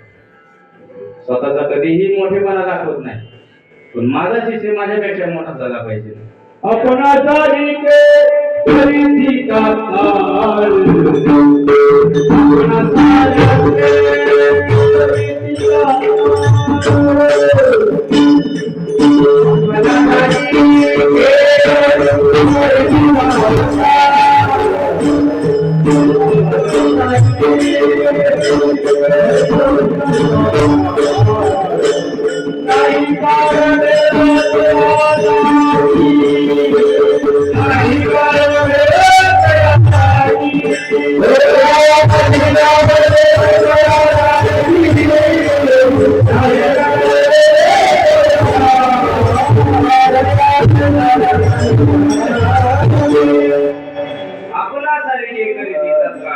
नाही काळ वेळ तया लागी. तो वेल आहे ना, तो वेल त्या आधाराचा आधार धरून, त्या जी वस्तू आपण त्याला आधार देण्याचा मांडव म्हणा, कार्याचा मांडव म्हणा, ती त्या वेळेला दिलेला आधार धरून तो वेल वर जातो आणि त्या आधाराच्या डोक्यावर बसल्याशिवाय राहत नाही. त्या आधाराच्या डोक्यावर बसतो. आणि जर त्याला त्याने आधार जर सोडला तर तो परत खाली येतो. महाराज तुम्हाला खरं सांगतो, जीवनाचं देखील असंच आहे. माणूस वर जाताना किती सायास करावा लागते त्याला. उंचावर जाताना श्रम आहे, पण उंचावून खाली खाली येताना श्रम आहे का त्याला. नुसतं असं टच केलं खाली, पण वर जाताना किती श्रम आहे. तसं जीवनामध्ये वर जो गेलेला आहे त्यांनी ना आपली खाली बघायची असते. आपण किती वर आलोय, खाली बघून वर वर गेलेला आणि खाली बघायचं, लक्ष ठेवायचं. एक लक्ष लागलं पाहिजे त्याचं, तेव्हा तो सावध नाही का, म्हणजे सावध राहायला पाहिजे तो. आपण इथून जर घसारलो ना आपलं काय खरं नाही. ही सावधगिरी जीवनामध्ये साधकाची दशा तशी झाली पाहिजे की आपल्याला जर समजा सद्गुरूंनी इथपर्यंत आणले आपण आचार संपन्न असावा. वर गेल्याच्या नंतर आचार संपन्न असावा. आपण समाजाचं प्रेम कसं जिंकता येईल हे जीवनामध्ये आपल्याला हे आलं पाहिजे. न मागता साधू संत सगळे देतात हे सांगत होतो मी तुम्हाला. सर्व काही मिळतं, त्यांच्याकडे कुठलीच मागणी मागायची गरज नाही. साधू संतांकडे देवाकडे मागितलं, साधू संतांनी जर देवाकडे मागितलंच नाही, न मागताच साधू संतांच्या हात दिलेले देवांनी, भगवान परमात्म्याने. देवाकडे एवढी योग्यता आहे का? देव काय काय तुम्हाला खरं सांगता, तुम्हाला एक दृष्टांत देतो रामायणामधला. जर नामदेव महाराज देवाकडे मागतायत, अकल बायुष्य हवे त्या माझ्या सकळ हरीच्या दासाच्या कोणाला अकल बायुष्य दे म्हणतात. आयुष्य देणं देवाच्या हातात आहे का? आहे का आयुष्य देणं देवाच्या हातात? देवाच्या हातात आयुष्य देणं असतं तर कर्मी श्रीराम वनवासी गेला, वडिलांना मरू दिलं नसतं. आयुष्य आणि भविष्य हे देवाच्या हातात नाही महाराज, ते प्रत्येकाच्या कर्मावर आधारित आहे. जो जसा कर्म करेल त्याला ते तसं फळ मिळेल. आणि तरी देखील नामदेव महाराज देवाकडे मागतात. का मागतात? युद्धामध्ये इंद्रजित मारला गेला. इंद्रजिताला मारलं आणि मारल्याच्या नंतर इंद्रजिताचा हात सुलोचनेच्या दरबारामध्ये पडला, महालामध्ये. आणि ते धड रणांगणामध्ये पडलं आणि त्याचं शिर कमल वानर सेनेने रामरायाकडे घेऊन दाखवलं की बाबा इंद्रजित संपवला म्हणून. तो हात आहे ना, मृत झालेल्या शरीराचा हात, त्या हाताने पत्र लिहिलं महाराज, पत्र लिहिलं आणि संपूर्ण डिटेल मला लक्ष्मणाने कसं मारलं हे सगळं ते पत्राद्वारे त्या सुलोचनाला ते हाताने सांगितलं. आणि ते पत्र आणि हात घेऊन ती सुलोचना रणांगणामध्ये निघाली. तिथं राक्षस लोकांनी संशय घेतला होता, तिला जाऊ देत नव्हते. म्हटले रावणाने सीता इकडे आणली आणि ही जर तिकडे गेली सुलोचना तर राम तिला तिकडे ठेवून घेईल म्हणून असा संशय घेतला होता. रावणाने त्या राक्षसांना सांगितलं होतं, म्हटले राम एवढा श्रेष्ठ आहे का तो सुलोचनाला कधीच घेऊन म्हणजे ठेवून घेणार नाही. एवढा वैरावर विश्वास लागतो महाराज. तर वैरत्व श्रेष्ठ असलं तर वैरत्वाची भक्ती श्रेष्ठ आहे, तशी भक्ती श्रेष्ठ होत नाही वैरत्वाची. इतका श्रेष्ठ रावण होता, त्याला खात्री होती की माझ्या तिला सुलोचनाला हात ठेवून घेणार नाही, तिला बिंदास जाऊ द्या म्हटला. ती सुलोचना सती जाण्यासाठी तो हात आणि ते जड घेऊन रामाच्या कुटीमध्ये तिकडे गेली. ते घेऊन तिला तिथं त्याचं अंत नाही म्हणजे दहन करायचं होतं ते शरीर. आणि तिथे गेल्याच्या नंतर तिने सांगितलं की मला या हाताने पत्र लिहिलंय आणि त्या पत्रामध्ये सर्व लक्ष्मणाने मला कसं मारलं हे सगळा वृत्तांत लिहिला. म्हटले हे जरा हे पत्र वाचा तुम्ही आणि माझ्या पतीचं मला शिरकमल द्या. म्हणून ती विनंती करू लागली रामरायाला. त्या रामरायाला विनंती करत होती त्यावेळेस त्या तिथले वानर सेनाला कौतुक वाटलं. म्हणजे असं कसं काही शक्य? आता आपल्याला देखील कौतुक वाटतं ना की मेलेला जो हात आहे हात कसं काय ते पत्र लिहू शकतो. संभ्रम झाला, संशय निर्माण झाला. असं होऊ शकत नाही, हात कसं काय पत्र लिहिल? मग तिथं त्या सुलोचनाची परीक्षा घेतली गेली, परीक्षा पायाला लागली. त्यांनी म्हटले जर सुलोचने ह्या हाताने जर पत्र लिहिलं असेल तर ते शिरकमल हसन म्हणले. ते मुलगा आहे ना इंद्रजित ते हसन जर खरोखर पत्र लिहिलेलं असेल सुलोचना पतिव्रता होती महाराज. अवघी देवावरी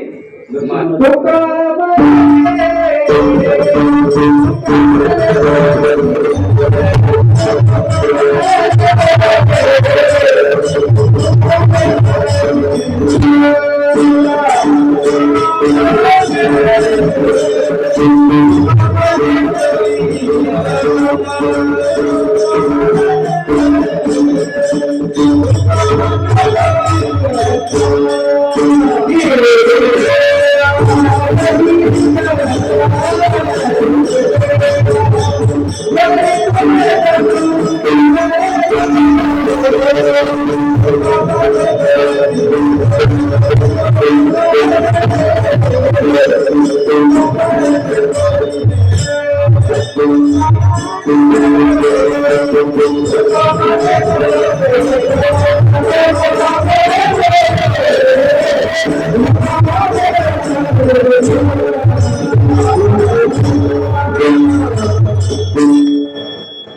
देवावरी सत्ता अशी पतिव्रता होती ती सुलोचना.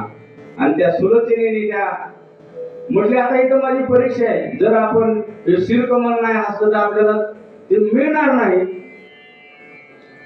तिथं त्या रामरायाच्या सभा मंडपामध्ये तिथं चर्चा चालू झाली.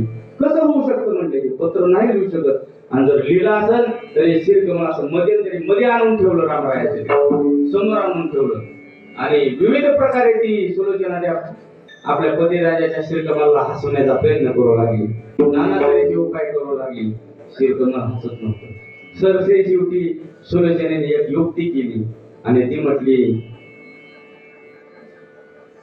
तुम्ही युद्ध करत असताना तुमच्या सहकार्याला, तुमच्या मदतीला मी माझ्या बापाला बोलवलं नाही, म्हणून तुम्ही हसत नाही. असं म्हणल्याच्या नंतर ते शिरकमल हसलं. बघा काय चमत्कार आहे. ते शिरकमल हसलं महाराज. मग ते शिरकमल का हसलं, ते वानरच होती, त्यांना काहीच कळालं नाही. हसलं म्हणजे झालं. पण तिथं जांबवंतासारखे ज्ञानी होते, मारुतीरायासारखे ज्ञानी होते, बुद्धिमताम वरिष्ठ वरिष्ठ होते बुद्धीच्या ठिकाणी, असे ज्ञानी होते. आणि त्यांनी ह्यांना सगळ्यांना समजून सांगितलं. नवे नवे रामाला देखील कळालं नाही का हसलं. पुरुषोत्तम भगवान परमात्मा नाही, त्याला कळतच असते, पण समाजासाठी आपलं ते त्यांचं झाकून ठेवलेलं असतं त्यांनी सगळं. ते शिरकमल हसलं महाराज. का हसलं नंतर त्यांनी सांगितलं, ज्या वेळेस ते सुलोचना म्हटली की माझ्या बापाला तुमच्या सहकार्याला आणलं, बोलवलं नाही, म्हणून तुम्ही हसत नव्हता. असं म्हणल्याच्या नंतर त्यांनी काय सांगितलं महाराज माहिती का, की सुलोचनाचा बाप कोण होता? शेष नारायण. सुलोचना शेष नारायणाची मुलगी. शेष नारायण म्हणले म्हणजे कुणाचा अवतार? लक्ष्मणाचा. मग कुणी मारला? सासऱ्याने जावाई मारला ना. आणि जेव्हा हे पेपर फुटला, जेव्हा हे वार्ता त्या लक्ष्मणाला कळाली, लक्ष्मण मोठ्या रडायला लागला. मी माझी मुलगी विधवा केली, मी माझा जावाई मारला, म्हणून लक्ष्मणाला मोठे रडू लागला. आपला भाऊ रडायला लागला म्हणून रामाला कळवळ आला महाराज. आणि क्षणाचा देखील विचार केला नाही. क्षणाचा देखील विचार न करता पाणी हातावर घेतलं. लक्ष्मणाला रडू नकोस, मी तुझ्या या इंद्रजिताला मी जिवंत करतो. माझं दृष्टांत इथे येणार आहे की देवाच्या हातामध्ये मरण, देवाला जन्म आणि मरण देव देऊ शकत नाही, त्याच्या हातात नाही. नामदेव महाराज तर मागितल्याशिवाय राहत नाही, देवाच्या हातात आहे का ते? जिवंत करणार तेवढ्यात पुढे आले, हात धरला. थांबा, काय करता म्हटले तुम्ही?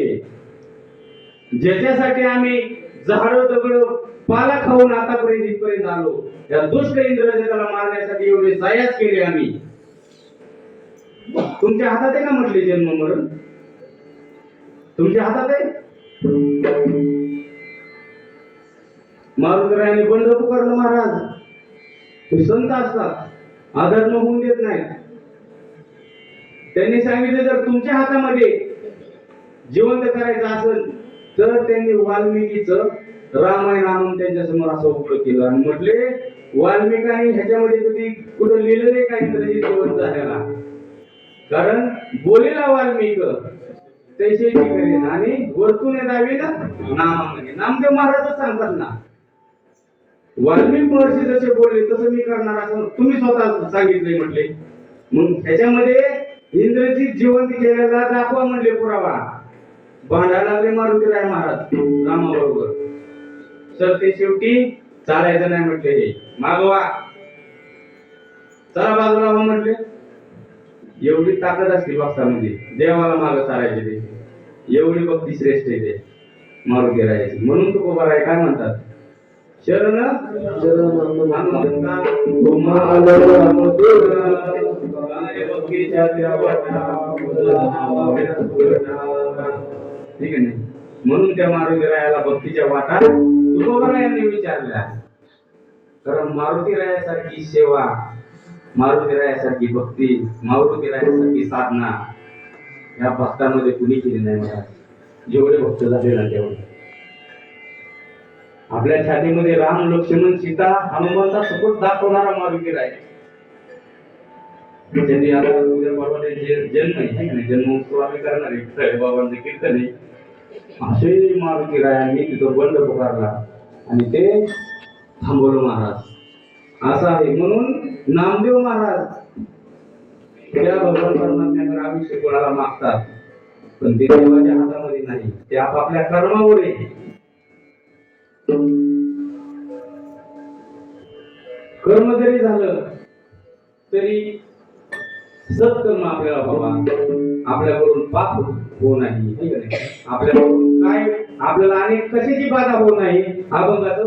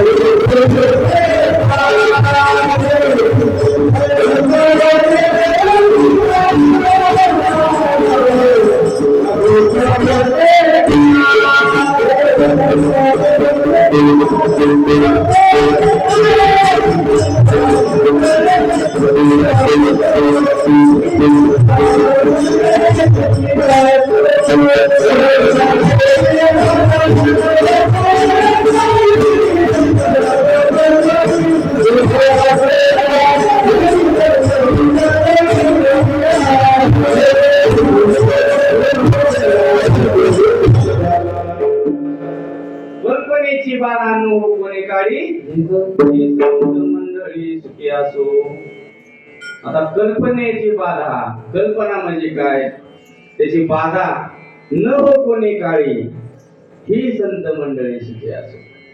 नामदेव महाराज परत आणि दुसऱ्या ह्या चरणामध्ये म्हणतात, कल्पना अयोध्या तेने झाला जीव,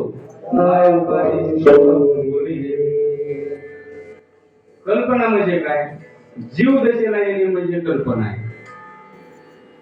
जीव दशेला येणे, आम्ही जीव आहे, आपण कोण आहे, कोण आहे आपण, म्हणा देव आहे. काय होते देव म्हणायला त्याच्याला मी भाडं लागते का लागते का भाडं कोण आहेत आपण मी कोण आहे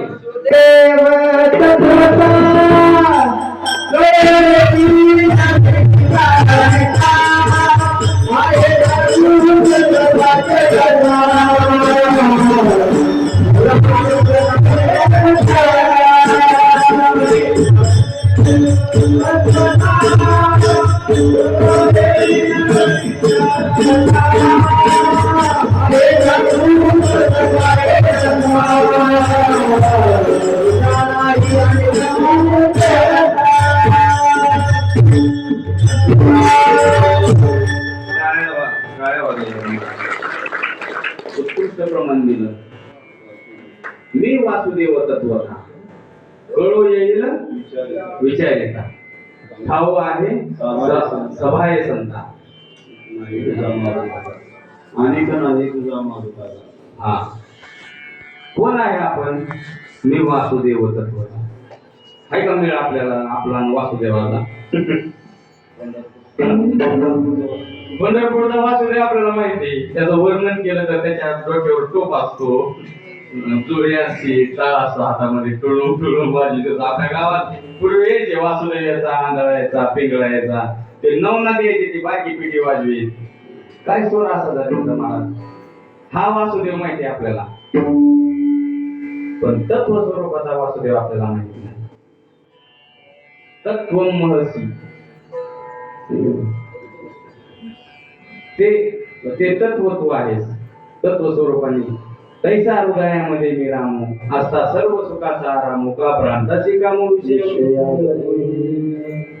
हृदयामधला राम कळाला का आपल्याला नाही त्याला दिसण्यासाठी काय लागते कृपा कट्याशी निहाळीले आपुल्या पदी वैसविले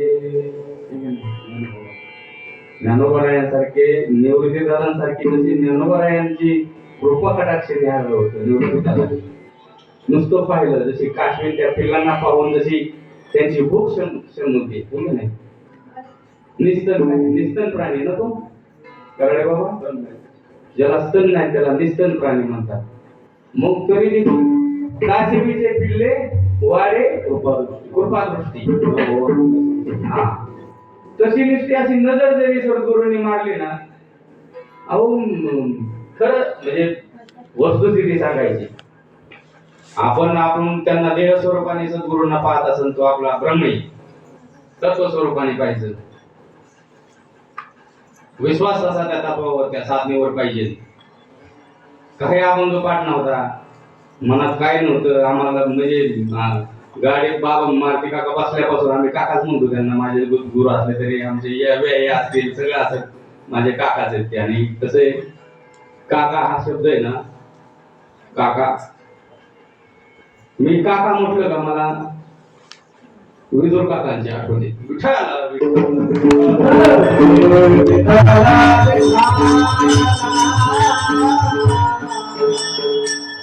त्यांना बाबा म्हणायचं त्यांना काय म्हणण्यापेक्षा काका म्हटलं ना काय त्या विदुर काकांचा भाव होता भगवंताबद्दल महाराज राजाचा त्याग करून साधनेसाठी जंगलामध्ये गेले सुरबाकाचेंना घेऊन असे ते विदुर काका त्यांना काका म्हटलं का काय होतं माहितीये का माणसांनी जीवनामध्ये आपण आपला विवेक कसा जागृत राहावा आणि कुठल्या पद्धतीने आपला विवेक जागृत राहतो हे आपल्याला तरी कळलं आपण जन्माला का आलो हे आपल्याला तरी कळलं पाहिजे ना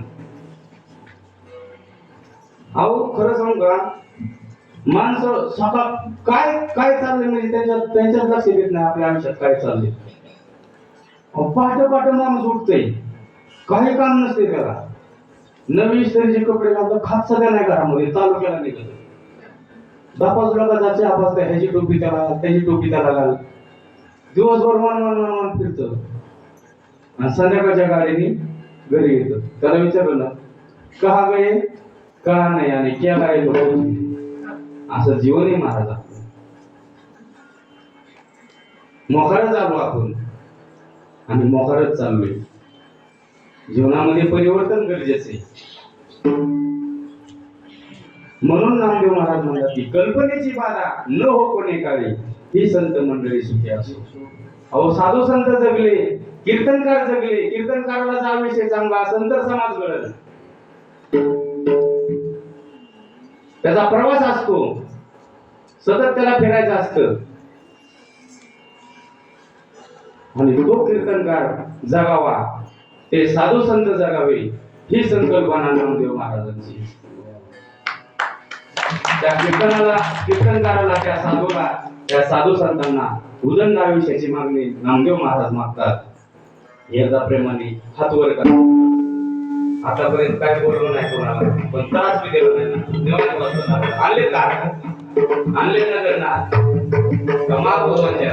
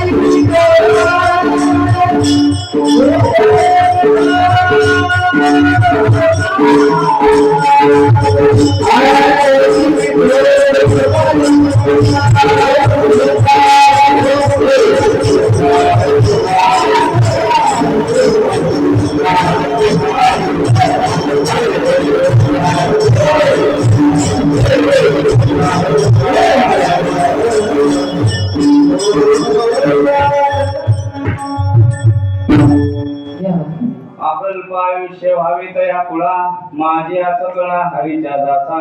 कल्पनेची बाधा न हो कोणी काळी, ही संत मंडळी सुखी असो. अहंकाराचा वारा न लगो राजेसा, माझ्या विष्णुदासा भाविकाशी. नामामुनी तया असावे कल्याण, त्या मुखे निधान पांडुरंग. कल्पनेची बाधा त्या कीर्तनकाराला होऊ नये, साधूला होऊ नये. धर्माचं कार्य जे जे काय कोण करतात त्यांना कल्पनेची बाधा होऊ नये. कल्पना म्हणजे काय, अज्ञान, अज्ञानाची बाधा. ते अज्ञान जाऊन त्याला ज्ञान प्राप्त व्हावं, त्याला भक्ती मार्ग प्राप्त व्हावा. कल्पनेची बाधा न हो कोणी काळी, ही संत मंडळी. संत मंडळी सुखी असो. संत मंडळीचं सुख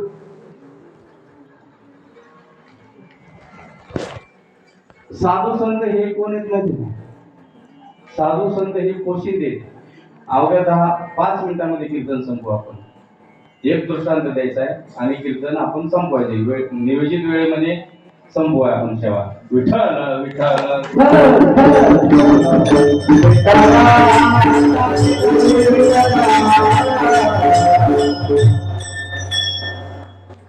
साधू संत हे जगाचे पोशिंदे महाराज.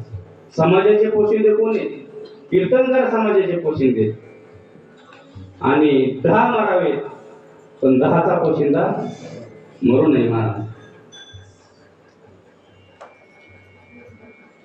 त्या पन्हाळगडाला कुणी येडा दिला होता? पन्हाळगडाला सिद्धी जोहारने येडा दिला होता महाराज. 21 येडे दिले होते पन्हाळगडाला. 21 येडे दिले होते. त्या सिद्धी जोहारने एवढी दक्षता घेतली होती, डोळ्यात तेल घालून जागत होता छत्रपती शिवाजी महाराज इथून पळून जाऊ नये म्हणून. 24 येडे दिले होते.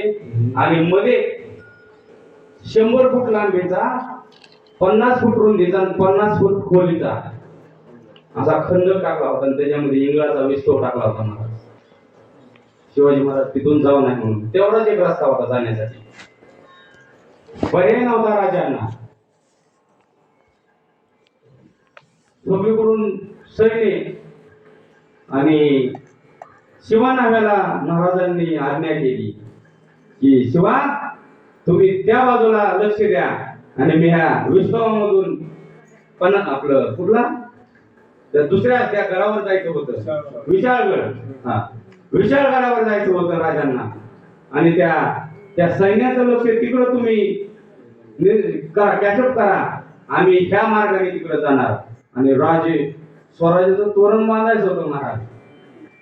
स्वराज्याचं तोरण बांधायचं होतं. अशा जाणत्या राजाची आपण त्या महाराष्ट्र भूमीमध्ये आलेलो आहोत, जन्माला आलो आहोत. शूरवीराचं रक्त आपल्या अंगामध्ये सळसळलं पाहिजे. राजे त्या विस्तवामधनं जाणार होते आणि तेवढ्यात असा पाय त्या विस्तवामध्ये पडणार, तेवढ्यात एक तरणबाण एक मुलगा तिथं आला आणि राजाचा पाय असा धरला. म्हटले, राजे हा विस्तव आहे, विस्तव. तुम्ही या विस्तवामध्ये चाललात. ते राजांनी असं खाली बघितलं, तरणबाण असा धिप्पाड मस्त मोठा मुलगा होता. राजांनी आश्चर्याने त्याच्याकडे पाहिलं आणि पाहिल्याच्या नंतर राजांनी विचारलं, अरे बाबा तू कोण? माझा पाय सोड. अहो राजे, तुम्ही विस्तवामध्ये चाललात. अरे बाळा, ह्या विस्तवामधनच गेलं तरच स्वराज्याचं तोरण बांधलं जाईल, नाही तर बांधलं जाणार नाही. जाऊ दे मला, जाऊ दे मला म्हणल्याच्या नंतर तू कोणच म्हणल्याच्या नंतर त्यांनी सांगितलं, मी खाली कोळीवाड्यामध्ये हरिजनाचा मुलगा आहे, माझं नाव सिद्धराम म्हटले. आणि तो सिद्धराम एवढा राजांवर प्रेम करणारा मावळा होता महाराज. राजांना जाऊ देत नव्हता, पाय धरला होता राजांचा. नाही राजे, तुम्ही ह्या विस्तवातून जायचं, पण मी म्हणतो तसं जायचं, तुमच्या मनाने जायचं. राजे म्हटले, कसं जायचं? तो म्हटला, मी तुम्हाला खांद्यावर घेणार आणि माझ्या खांद्यावर बसून तुम्ही जायचं. अरे वेळाची काय, या विस्तवातून जाणार, खांद्यावर जर तुझ्या बसून गेलो तर तू जळणार नाहीस का? सिद्धराम म्हटला, मी जळलो तरी चालेल, स्वराज्यासाठी माझा उपयोग होऊन जाईल. पण म्हटले, तुम्ही वाचले पाहिजे. 10 सिद्धराम गेले तरी चालतील, पण एक राजा वाचावा. 10 गेले तरी चालेल, पण 10चा पोशिंदा वाचावा. ही त्या सिद्धरामची संकल्पना होती. म्हणून तो पाय सोडत नव्हता आणि छत्रपती शिवाजी महाराज म्हणाले, अरे असा मोहरा माझ्या राज्यामध्ये, माझ्या राज्याला तुझ्यासारख्या मोहऱ्याची गरज आहे. म्हटले, मी तुला जाऊ, मी तुझ्या खांद्यावर बसणार नाही. म्हणून त्या सिद्धरामला असं बाजूला सरकवलं, असं झटकवलं, मागाचं झटकिलं आणि राजे त्या अग्नीमध्ये पाऊल टाकणार. तेवढ्यात त्या सिद्धरामने महाराज हनुमंतरायाने जसं रामाला असं उचलून घ्यावं, तसं त्या राजांना उचलून घेऊन तो सिद्धराम धाड धाड धाड धाड त्या विस्तवातून पळाला महाराज. आणि पळाल्याच्या नंतर राजांना त्या बाजूला टाकलं. हात लागले महाराज त्या सिद्धरामला. सिद्धराम राजाच्या समोर धड धड धड धड चढाला महाराज. शिवाजी महाराज रयतेचा राजा त्या सिद्धरामकडे पाहून नुसते रडले. असा मोहरा मी गमवला, आयुष्यभर शिवाजी राजा मनामध्ये जळत राहिले महाराज. असे मोहरे भरपूर शिवाजी राजांच्या जवळ होते, विविध जातीचे, विविध धर्माचे. राजाने असे मोठमोठे मावळे सिद्धरामसाठी हरिजनाचा मुलगा होता महाराज. पण राजाच्या समोर धडधड जळला. राजा त्याच्याकडे पाहून रडत होते, आसू वाहत होते आणि सिद्धराम हसत होता. महाराज, माझं मरण सार्थकी झालं. माझ्या राजाला मी पलीकडे जाऊन स्वराज्याचं तोरण बांधलं आणि जळत असताना राजाला विनंती केली, राजे एकच विनंती करतो, माझ्या समाधीवर एकच लिहा, 10 मारावेत पण 10चा पोशिंदा मरू. आज देखील त्या गडावर गेले ना, तुम्हाला समाधीवर त्या नाव लिहिते, 10 मारावेत पण 10चा पोशिंदा मरू नये. तसे हे साधू संत पोशिंदेत महाराज आपले, यांच्या जीवनाची यांच्या कल्याणाची काळजी करणारे नामदेव महाराज आहेत, का करू नये. म्हणून मला सांगितलेल्या 2 मागण्या, दोन्ही श्रेष्ठ आहेत. पण ज्ञानोबारायांच्या मागणीपेक्षा ज्ञानोबारायांची मागणी, ज्ञानोबा हा अभंगच उत्पत्तीचा आपल्याला वेळ नाही, कवर सांगू शकतो मी अभंगाबद्दल, कवर बोलू शकतो, याची कृपा आहे साधूबांकडे. आणखी भरपूर सांगण्यासारखा अभंग या. आणि त्या अभंगाच्या द्वारे त्या साधू संतांना नाही का कल्पनेची बाधा नको कोणी काळजी, हे संत मंडळी अहंकाराचा वारा अहंकार देखील येऊ नाही महाराज अहंकाराचा वारा न लागो राजाचा माझ्या विष्णुदासा भाविकाची नामामणी तया असावी त्या मुखी ज्ञान पांडुरंग असं अहंकार त्यांच्या जीवनामध्ये येऊ नये अहंकाराचा वारा वाऱ्याचे देखील भरपूर प्रकार आहेत आपल्याला वेळ नाही महाराज तुम्ही म्हणताना आता हे लागलाय सांगाय म्हणजे आता शिक मला मोसम लागलाय काय असतं तुका म्हणे होते देवे भरले नव्हे होते कुठं अभ्यास जरी नाही केला ना तरी फक्त सामना करायचा अभ्यास करायचा बिना अभ्यासाचं नाही पण आम्ही कुठं धर्मशाळेत गेलो नाही पण आम्ही घरी खायचं वैश्वनी करायचं चित्त आवडी आनंद साधना करतो वाचन करतो ज्ञानेश्वरी वाचतो गाथा वाचतो भागवत वाचतो हरिपाठ वाचतो आणि हा थोडा थोडा आपल्याला जसं मन संसारात वेळ काढून तसा अभ्यास करत करत इथपर्यंत हे आलं आणि तुमच्या समोर तुम्ही सर्व ग्रामस्थ मंडळींनी महाराजांच्या जागेवर आम्हाला पाहिलं हे तुमच्या आमच्यावर उपकार आहे तुमच्या मनामध्ये तुमच्या गावाचं वैभव होतं पण तरी देखील तुम्ही मोठं प्रसन्न मन करून आमचे काहीतरी नाही का भाजीपाला नाही का चटणी भाकरी तुमच्या ताटामध्ये वाढण्याचा प्रयत्न केला हे सर्व माझ्या सद्गुरू मारुती बाबा शेजाळ मारुती काका शेजाळ ब्रह्ममूर्ती शांताराम महाराज जाधव आमची परंपरा आहे एकनाथ महाराजांचं ज्ञानोबा आहे तुकोबा यांचं माझे श्रीपाद बाबा रामदास बाबांचं हे सगळं काय जे चांगलं होतं हे सर्व त्या महात्म्यांचं काय होणं असेल काय तुमच्या मनाला जे पटलं नसेल ते माझ्या झोळीमध्ये परत द्या जे काही चांगलं असेल ते घरी घेऊन जा माय बाप जीवनाचं कल्याण करू अहंकाराचा वारा तुम्हाला लागू नाही माझ्या विष्णुदासा भाविकाचं नामामध्ये तया असावे ज्या मुखी निदान ज्यांच्या मुखामध्ये पांडुरंग परमात्म्याचं ध्यान आहे सतत चिंतन आहे त्याचं अखंड कल्याण मागणी आणि ही मागणी नामदेव महाराजांनी सांगितली करिविली त्याची केली मागणी करणे देव त्या बाळूमामांच्या चरणावर ही सेवा समर्पित करायची भगवान परमात्मा पांडुरंग परमात्म्याच्या चरणावर सेवा समर्पित करायची तुम्हा सर्व संत मायबापांचं दर्शनाचा योग लाभला आमच्या शेजाळ काकांच्या त्यांच्या आदेशानुसार त्यांचा एक आम्हाला आदेशच आला म्हणायचे की बाबा तुम्ही उभे राहा आणि कार्यक्रम करा फार मोठं मन लागतं महाराज अशा गोष्टींना समोरच्या आपल्या साधकाचं आपला शिष्य माझ्यापेक्षा मोठा व्हावा हे डोळ्याने पाहण्याचा अधिकार निवृत्तीदादांसारखा ज्ञानदादा निवृत्तीदादांना ओळखत नाही समज महाराज पण ज्ञानेश्वर महाराजांना असा आपल्या भारतातला नवीन जगामध्ये असा कोण माणूस नसेल की माऊली महावैष्णव ज्ञानोबा यांना ओळखत नाही एवढा मोठा अधिकार त्या निवृत्तीदादांमुळे प्राप्त झाला ज्ञानोबा यांना नामदेव महाराजांना विसोबा केसरासारखी ज्यांनी माऊली ज्ञानोबा यांना तोंडात मारून चापट तोंडात दिली हो त्यांचा अधिकार केवढा वाढवला माऊली ज्ञानोबा यांनी महाराज त्यांना गुरुपदी बसवले नामदेव महाराजांचे गुरु करण्याचा ते नामदेव महाराजात मागणी मागतात किती श्रेष्ठ मागणी महाराज किती श्रेष्ठ मागणी त्या माझ्या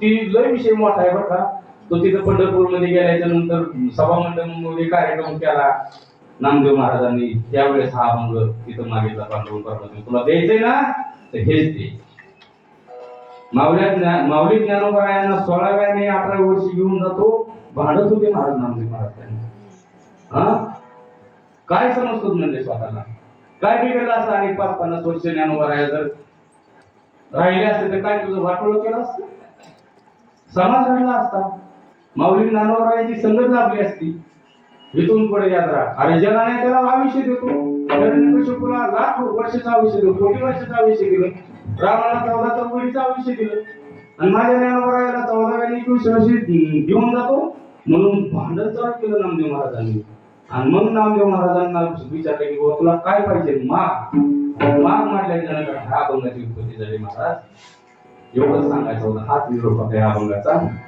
करिविली त्याची केली 5 मिनिटं वाढले वाकडी का नीट देव जाणे ज्ञानेश्वर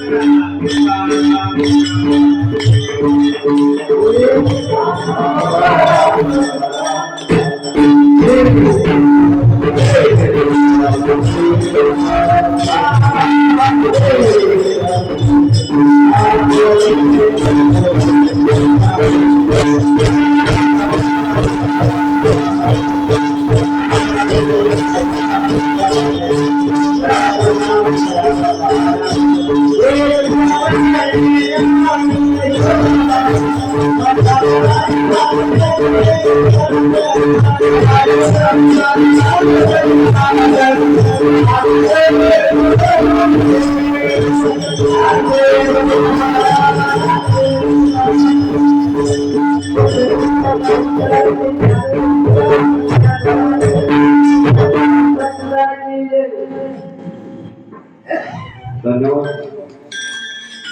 शास्त्री मंडळी पुरुषांचा आवाज शाळकरी मंडळी खाली बसा आणि बाकीचे पण 1-2 मिनिटं बसा. महाराजांचा सत्कार झाल्याशिवाय कोणी उठायचं नसते. आपण उठलो तर बाहेर सगळ्यांचं पाप बसलेलं असते. सगळ्यांचं पाप ह्या मंदिराच्या बाहेर असते आणि जे पहिला उठून जाईल त्याच्या डोक्यावर बसते. म्हणून आपण उठून जायचं नसतं. जायचं असतं तर जावं सगळ्यांचं पाप घेऊन.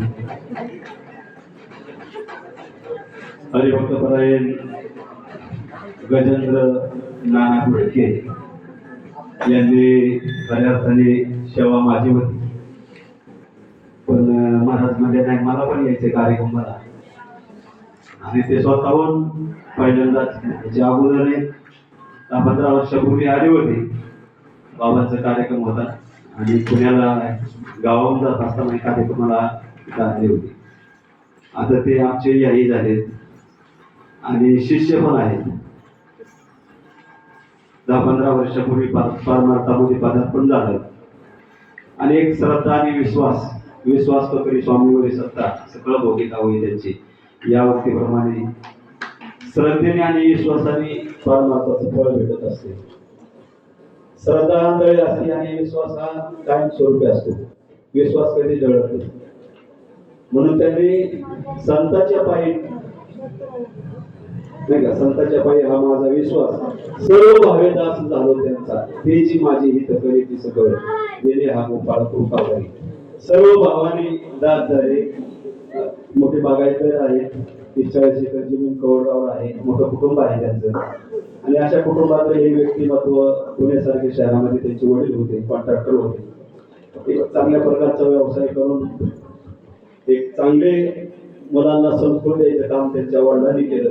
आमच्यापर्यंत आणले. 2 वेळा माळ घातली महाराजांना. एकदा माळ घातली होती, काढली, पण काढून परत घातली.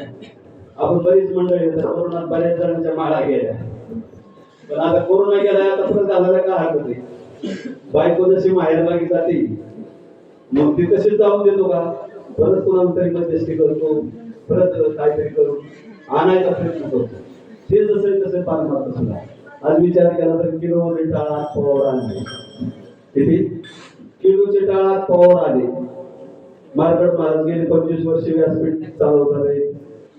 लगडे महाराज मार्कट महाराज ते होते पहिले, आता ते हवे ते मोठे महाराज झाले. तर मार्कट महाराज 25 वर्षापासून आपलं ज्ञानेश्वरीचं व्यासपीठ चालवतात.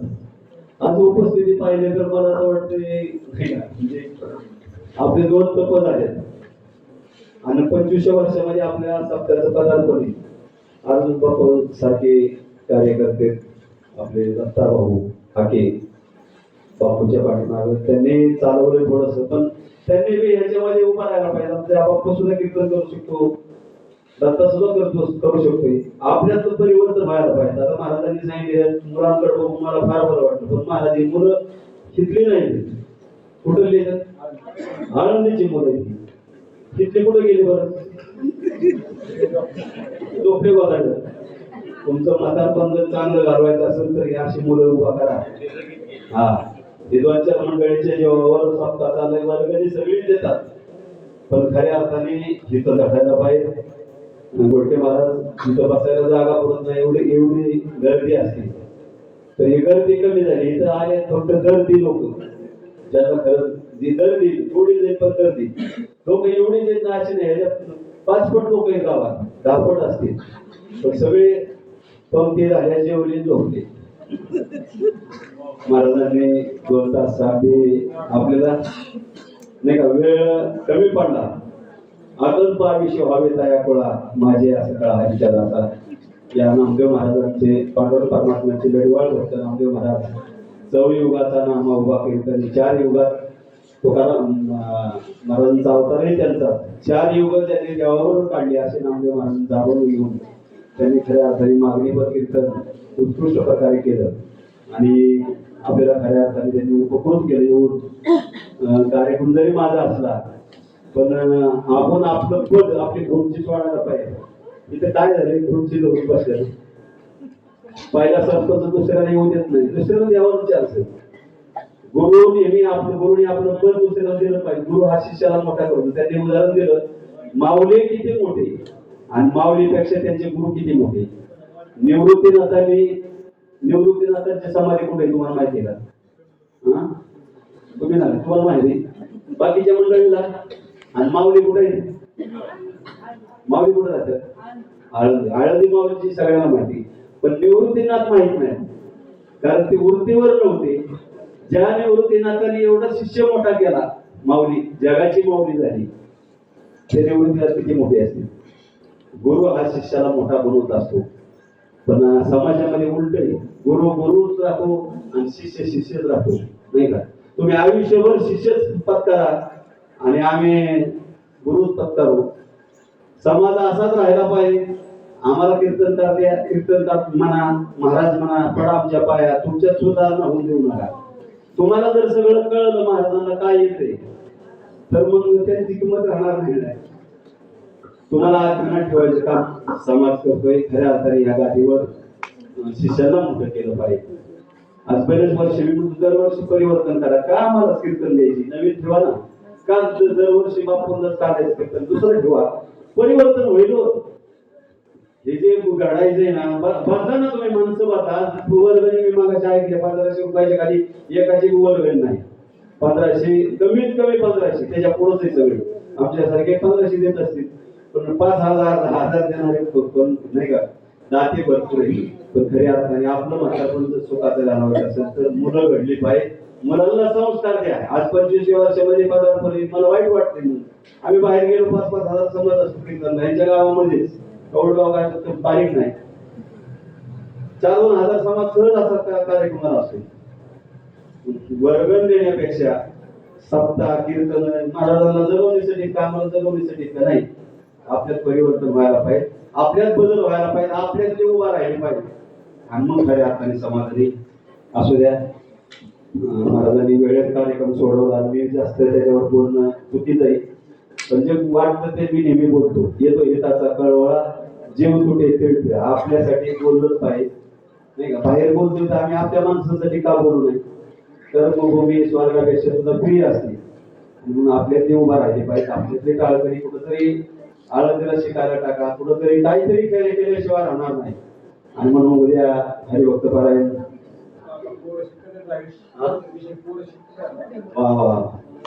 त्याच्यासाठी आम्ही घडली पाहिजे, आपल्यातली तयार झाली पाहिजे. दरवर्षी बदला, कीर्तनकार सुद्धा बदला. आज आपल्या कार्यक्रमाला भंडारा डोंगर ज्यांचं 100 एकरचा सातबारा असे आमचे परममित्र कराळे पाटील 2 कोटीचं मंदिरचा 200 कोटीचं मंदिर आहे तुकाराम महाराजांचं होते आणि त्याचे ते विश्वस्त आहे. त्याचे ते अध्यक्ष होते.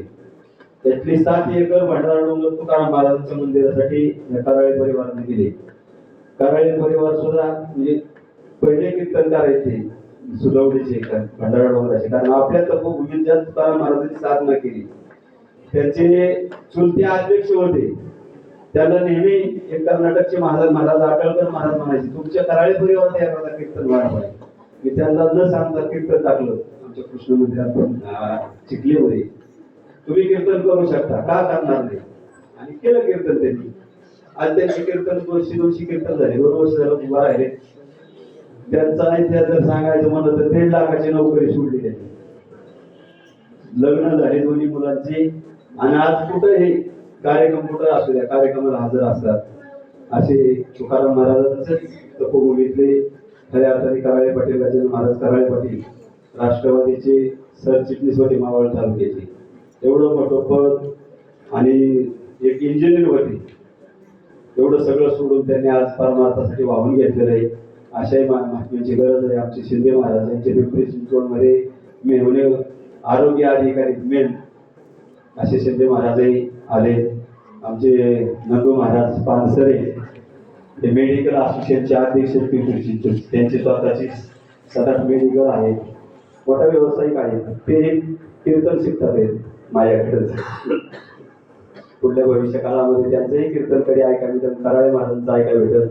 असे बदलून कार्यक्रम ठेवा. हे पैशाच्या मागे फिरणारे महाराज लोक नाही. आपल्याला आपल्या संसारात भरपूर भगवंताने दिले. परमार्थ हा लोकांसाठी असतो आणि म्हणून सगळ्यांनी तन मन धनाने गावातील सर्व लोकांनी सहकार्य केल्याशिवाय एवढा 25 वर्ष सप्ताह चालू शकत नाही. कारण मी 10-5 वर्ष आळंदीचे विद्यार्थी आणायचो त्यांना, पण काय कमी त्रास नव्हतो. तो त्रास काढला. आता तुम्ही करताय बरं वाटते आम्हाला. कुणीतरी आमच्या पाठीवर केलं पाहिजे. आपल्यानंतर कोणीतरी करणारे पाहिजे. असे 10-5 मंडळी तुम्ही करताय, बापू ही सगळी मंडळी, आणि म्हणून हे कार्य सिद्धीला जात असतं. असो, उद्या कार्याचे कीर्तन आहे. त्या कार्याच्या कार्यक्रमाला हे सगळ्यांनी उपस्थित राहा आणि महाराजांचा सत्कार बापू नंतर सत्कार केला जाईल. श्रीफळ असलं तर त्याला उद्या आता देत आहे. महाराजांचा सत्कार श्रीफळ घेऊन केला जाईल. त्याचा त्यांनी स्वीकार करा. 2 मिनिटं बसा. म्हातारे काय